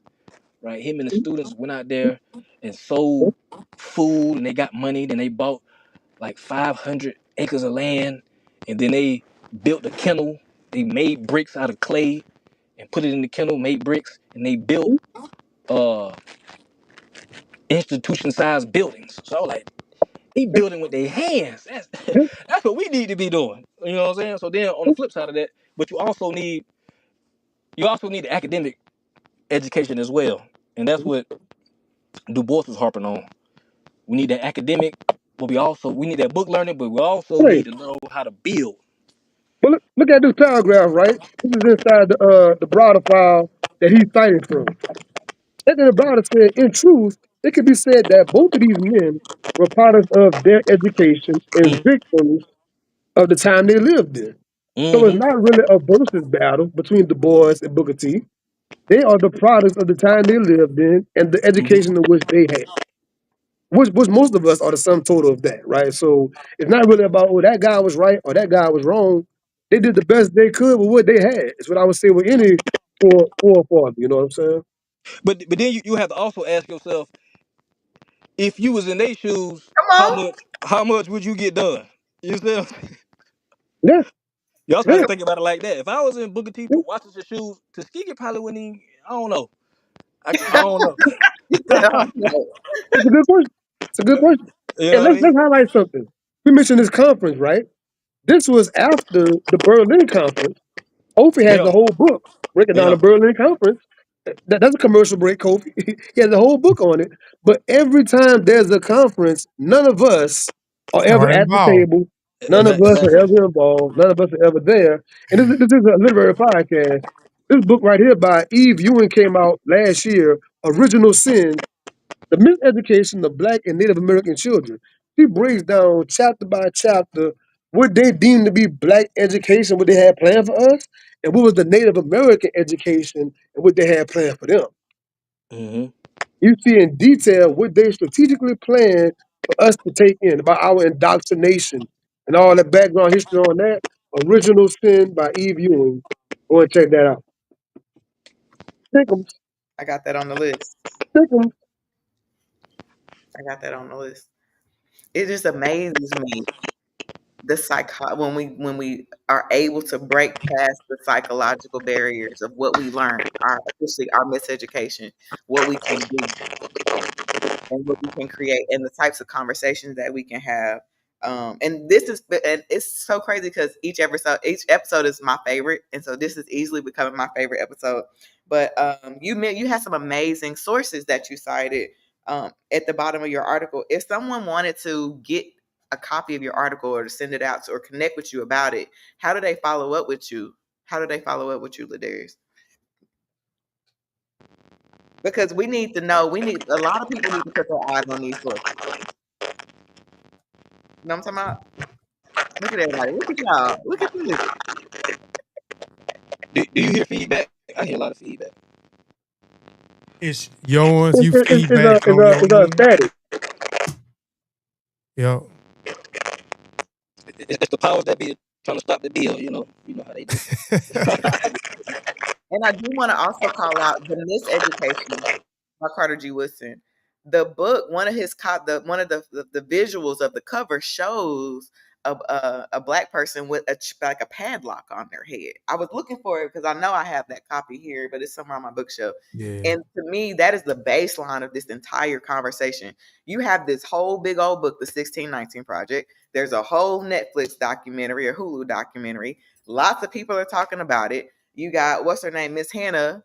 You know, she's being asked to come in and explain. She's on all these panels, and I never want to undercut the work that's being done. You know what I'm saying? Because again, we have some amazing journalist scholars, but Yes. this is the conversation of the century right here. How the way that we've been educated, and we're still perpetuating that education, but we're missing this particular deep part about our miseducation and then how we overcome miseducation. Go ahead, Sean. Something that Dr. Carter G. Woodson talks about and W.E.B. Du Bois talk about. These guys were some of the premier guys at Harvard University and stuff like that. How many years it took them to undo what they learned at these institutions? And the more and more I do this podcast and I'm interviewing different scholars and PhDs and whatnot, it seemed more and more like the more they climbed that ladder, it really did something. Every time I'm talking to a scholar about their educational experience, going to some of the top schools and getting some of the top degrees and being in those fields, what it did, Dr. Wade reading the book right now, the bodies keep coming. And what that brother talked about in that book, the sister with the book Legacy, about being some of the daughters of the first black legacy at Harvard University in the medical field. And what she went through with her sister, like you see it time and time again. The higher you get that ladder education, the more damaging it could possibly be. Mm-hmm. And that's why I'm gonna end right here. We do have to put our scholarship on the front of that. And there was something that I learned from Malcolm X early in my career before I even got accepted into pharmacy school. And it was in his book called Malcolm Speaks. And he said something to the effect of infiltrate.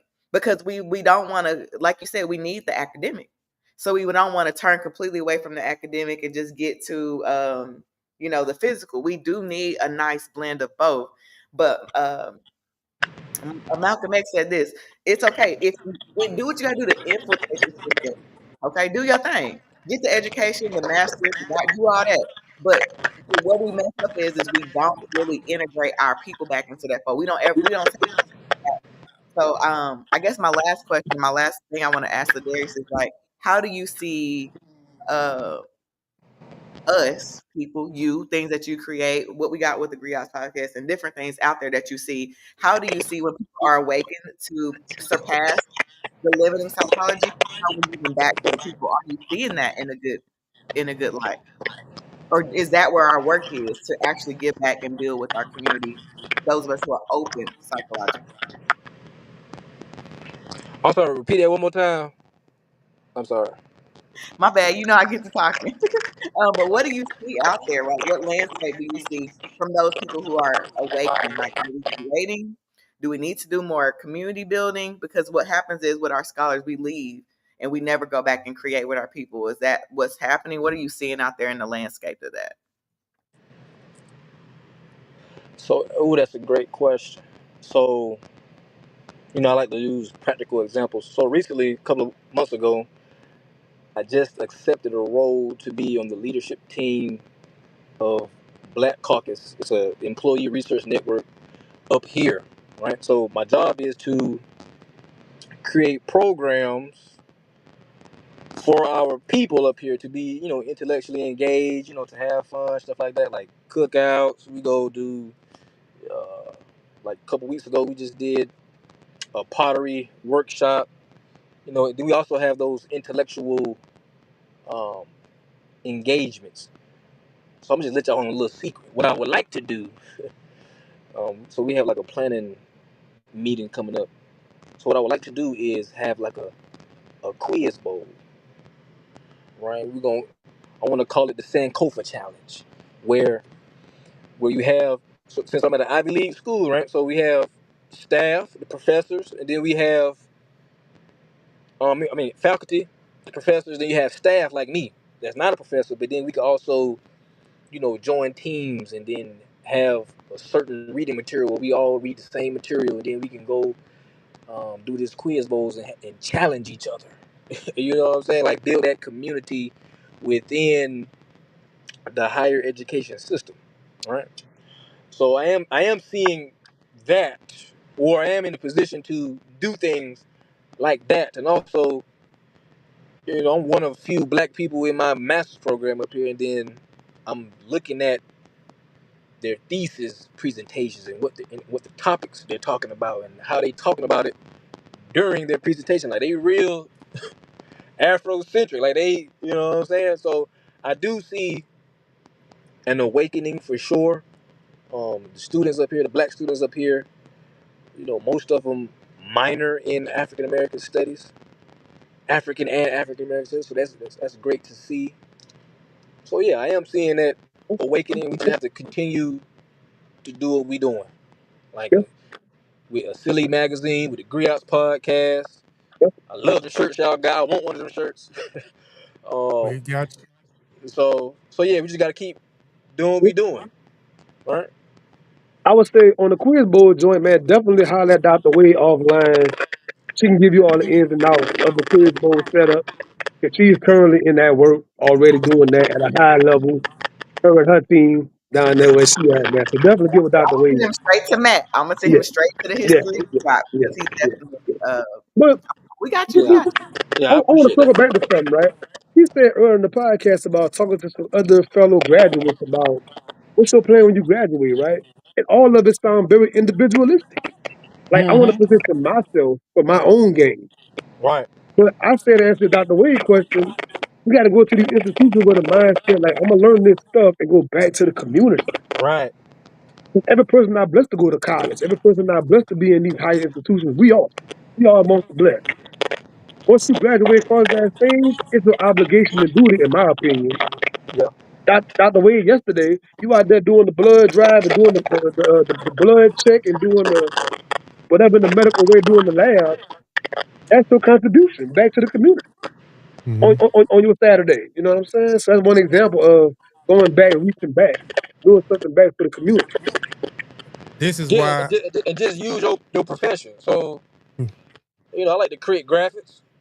Well, you can host. Well, I can animate your logo for free, whatever. It don't matter. So you have to find ways to use your skills to serve your people. Always have a service mindset. Mhm. We lost that somewhere, man. That's why, like, my whole operation is set up like the American Negro Academy. I keep talking about the Negro Academy that was founded by Alex Cromwell. Dr. Carter G. Wilson was also a part of the American Negro Academy. W.D. Du Bois was also a part of it. John Dunbar was also a part of it. We had so many great minds that was a part of the American Negro Academy, and that was one of their formulas was to go back.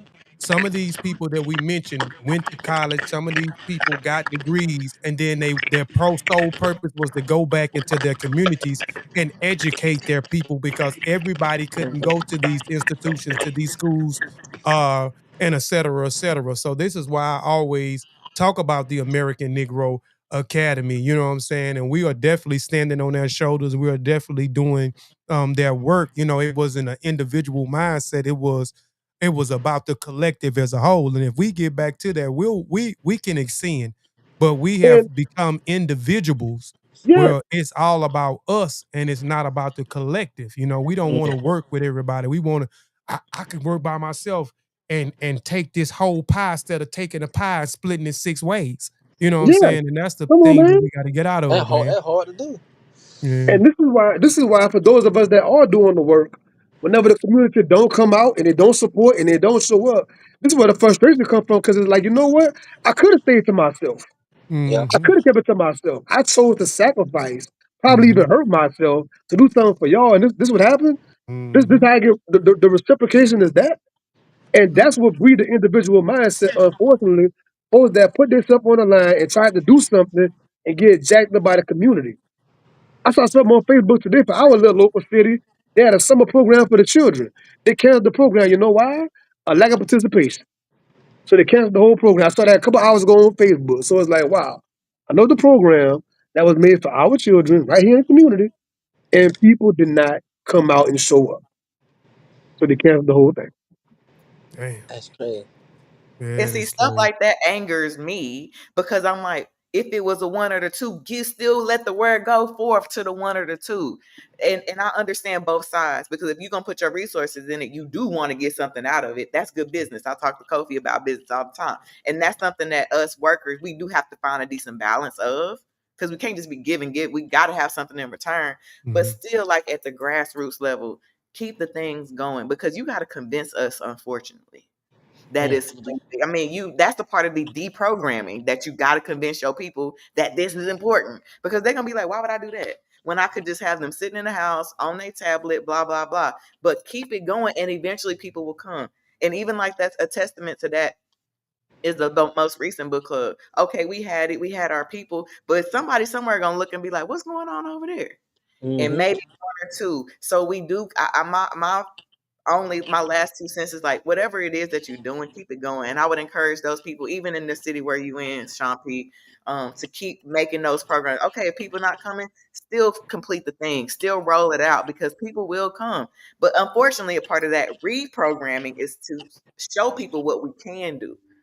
And that's one thing that I like to do. That's why I like to do what I do and show people. People swear they know my life because of what I post. But I only post the things that are demonstrations of what we can do when Mm. you can. This is what it's not just me. Lots of people doing this. Here, look at these people that are doing the care package party. Here, look at these people because we are in this we have a veil and we think we're not doing nothing and we are.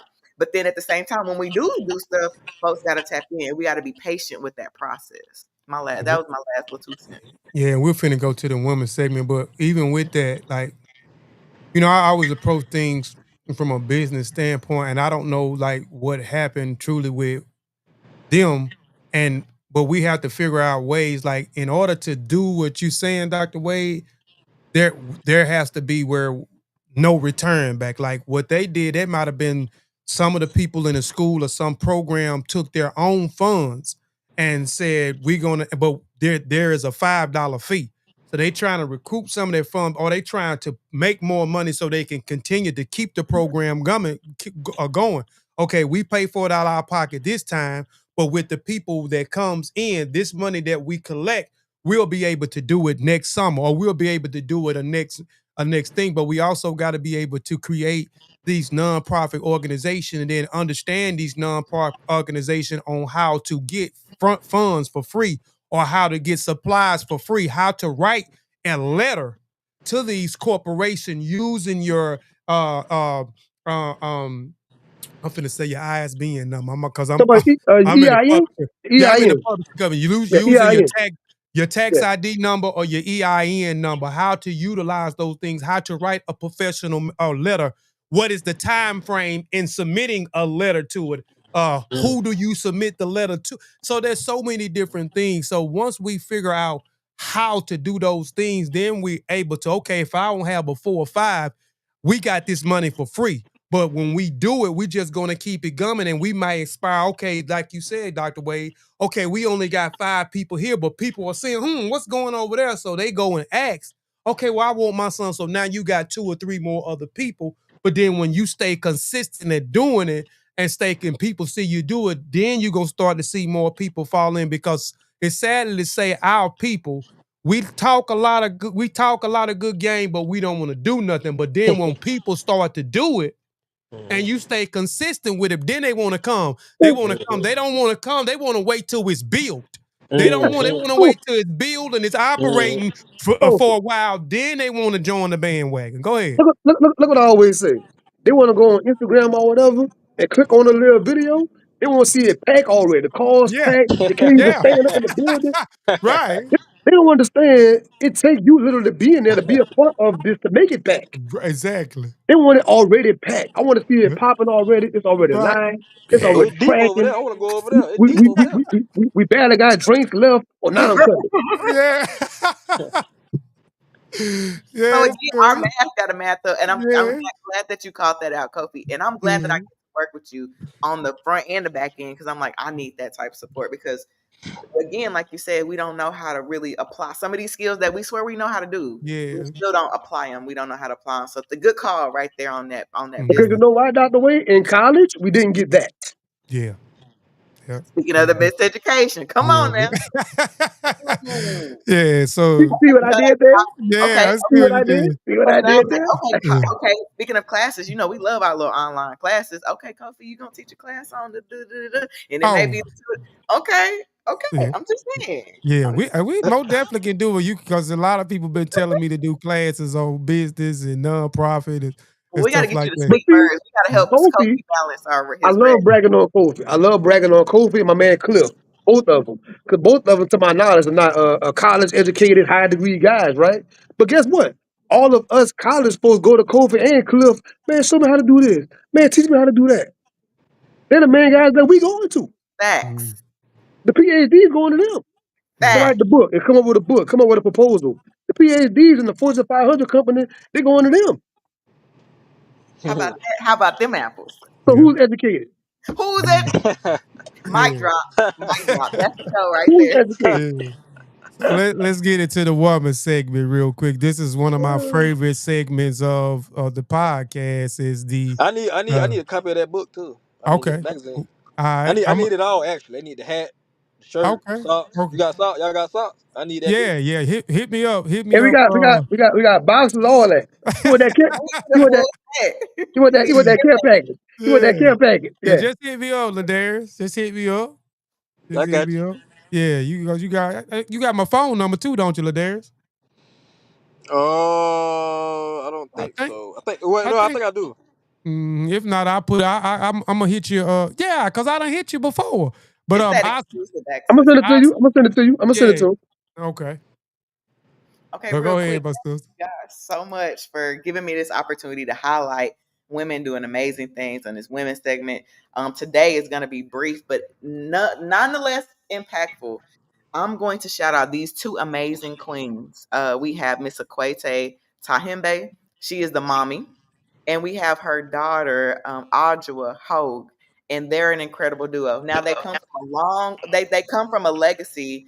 Shout out to Mr. Bendele because he was actually the mastermind behind the bookstore that they're so famous for, Pan African Mhm. Connection Resource Center and Bookstore. But these two ladies, with their two brothers, hold down the legacy of Pan Africanism in modern times. So cold. I've never seen anything like it through they have a Pan African Connection bookstore. They also have Pack Cares, which is their nonprofit, Mhm. and then they also have Ubuntu Family Farm. So they have a farm.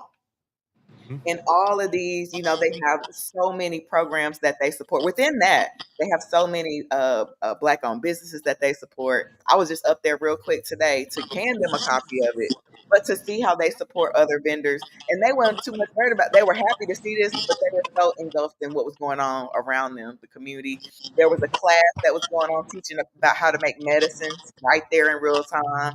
Right now, they're probably finishing up the drum circle, and they actually have through their companies and their businesses, they do over between 400 to 500 programs per year. So I Mhm. wanted to make sure I give them their flowers, and I was glad to be able to talk about them here and learn about their history and learn about who they are as people. They're so sweet, Miss Equate. She's so adorable, and she's a local legend. Like everybody is lifting her up, but to herself, she's so centered and community Mhm. rooted. She don't care nothing about the Mhm. fame at all, at Yeah. all. Mhm. But Yeah. it is a part of her legacy. And even Audra, she's the oldest daughter, and she keeps everybody together. And she does a really good job of making sure that her mom goes on vacations and that she has the time because, again, they feel like their father, he passed away so young because he worked so hard for the people. He gave Mhm. and gave and gave and gave. Again, what Sean was talking about. and then he really depleted himself health wise. So I love the fact that it's beautiful. Follow them on Instagram, Pan African Connection or PAC. And to see all the wonderful programs that they do. And even if you, and when you come to Dallas, go to Pan African Connection. They have the Ubuntu market every other every other Sunday, where they have vendors, there's food. But this is all under what they're doing. And it falls right in line with our principles: culture, creativity, and community. Shout out to these local legends, Mr. Kwete and Ajua Tahimba. Yeah, man, I was very appreciative, and she will help everybody. She didn't even know who I was, you know what I'm saying, and she let me do a book signing for the Griot in the Griots The book modern day that we put out, the modern day Griot and Griots, the new generation, and it's a big bookstore. She does a lot up there. You could just me being up there for those hours that I was up there, I can tell the support and the respect that people have actually for her, man. She's the down to earth elder, you know what I'm saying? They definitely putting in a lot of work. I wish I would have been able, they was having a drumming thing the next day, but I ended up I was leaving and coming home the next day because she was uh wanting me to come to the thing, and I wish I would have been able, but we had to get back on the road and get back to the house. But I'm definitely coming back out there again, and I'm so proud of myself. I wanted to go crazy. I was praying before I went in there because I was like, man, I'm gonna go crazy when I go up. I'm finna spend about $400-500 up in here, but you know, I supported. I went in there and bought a few books, and I bought a shirt.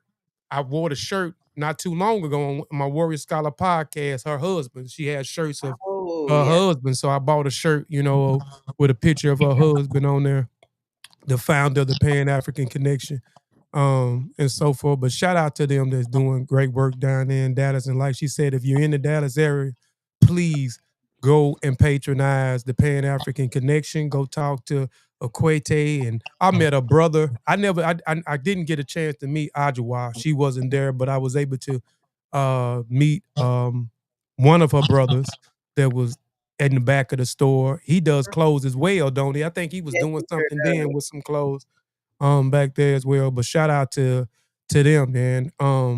We appreciate everybody that tapped into the show. You know what I'm saying? We appreciate those who may look at this later on in the archive. We appreciate those who has been supporting the Griot Podcast. We appreciate everybody that has been supporting us, individuals supporting the things that I got going on with the publishing company, with the Warrior Scholar Podcast. We appreciate those who are supporting our sister, Dr. Ashley Wade, with with her lives, her things that she got going on in the Dallas community, her book club, you know what I'm saying, her creative skills in different venues. We appreciate that. We also appreciate y'all supporting my brother Sean P. With his podcast, you know, with his public speaking skills, with his curated skills and his different platforms that he had. We appreciate y'all who support our brother Ladarius, and please go support him also by going to get this wonderful piece of work that he wrote, an additional chapter to the And 1619 go project. find all of his articles. He got Yes, mad articles out there, yeah. not just one. Mhm. Come on, Go Aldo. find that, find that backlog. Find Yes, that sir. backlog. Them You archives in the can't archive. find it, hit him up. He goes by Mr. Wealthy on Instagram, so just hit him up, and Appreciate he y'all. definitely get those things out to him. A brilliant young black man, a brilliant young black man. Yes. We have I'm a a high expectation. We have a Yes, yes, yes. high Uh, expectation. yes, yes, sir. No pressure. No pressure. He's also a contributor, and he's also a writer for the SLA magazine. So he's a writer, he's a contributor. He's been contributing for a while. That's his piece right there in the magazine. That boy Um, look good. Who that is? yeah, that boy look good. So, so That boy good. yeah. So we got another edition. So you're still going to be a contributor, brother. I want to get that back on air right now while we on air, so we can have that in the recordings, in You the don't put me on the archives. spot. Yes, sir. So we got another edition coming out late August. So we need another masterful piece from you. So we're asking you again to be a contributor, continue to be a writer. So it's a yay, nay, hell no. I'm done with y'all. Y'all worrying me to death. Most definitely will. Like Scotty people did Michael Jordan. You know, come on back. Yeah. So we definitely we need you, man. You quiet, brother. We quiet. I'm getting scared. What's the quietest as hell? No. Kobe said tap back in. COVID. They said that no answer is an answer. Okay, so I'm gonna be worried a bit away. I'm gonna be getting back in there with him, man. You know, he's been contributing. I think he's been in the last three. He's been in the last. Has it been the last three, Ladarius? Yeah. Huh? Wait, can y'all hear me? Yeah, We we can can hear you. now. Yeah. I said, yeah. I said, I'm contribute. Okay, We have okay, to, yeah, we have to yeah. continue to build, my brother. Yes, sir. Yes, sir. Because this is our magazine. You know what I'm saying? I want to continue to say that Yeah. this is our magazine, right? You know what I'm saying? So this is something that we're doing to help the people and to inspire people and to motivate people and direct people in the right direction. But again, man, we'll appreciate everybody that tapped in, that tuned in, you know what I'm saying, to another great conversation, another great interview on the Griot Podcast. We'll see y'all next month at the end of the month for the Griot Podcast. We out of here, y'all. Peace, peace, peace, and Peace, power. peace. Go, go, go, Grio. Go, go, go, Grio. Go, go, go, Grio. Yeah, I'm in the city, yeah. I'm in the spot, in the vicinity. I'm the hottest up in the city, yeah, it really is. I studied the ones that was the realest, the illest, that invented that. Talking about Griots. West African passages from the street stone.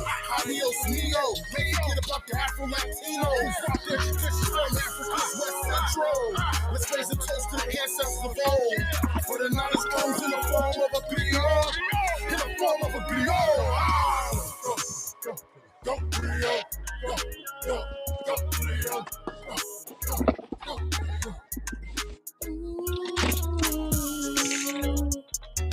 Who humming? Who doing that humming?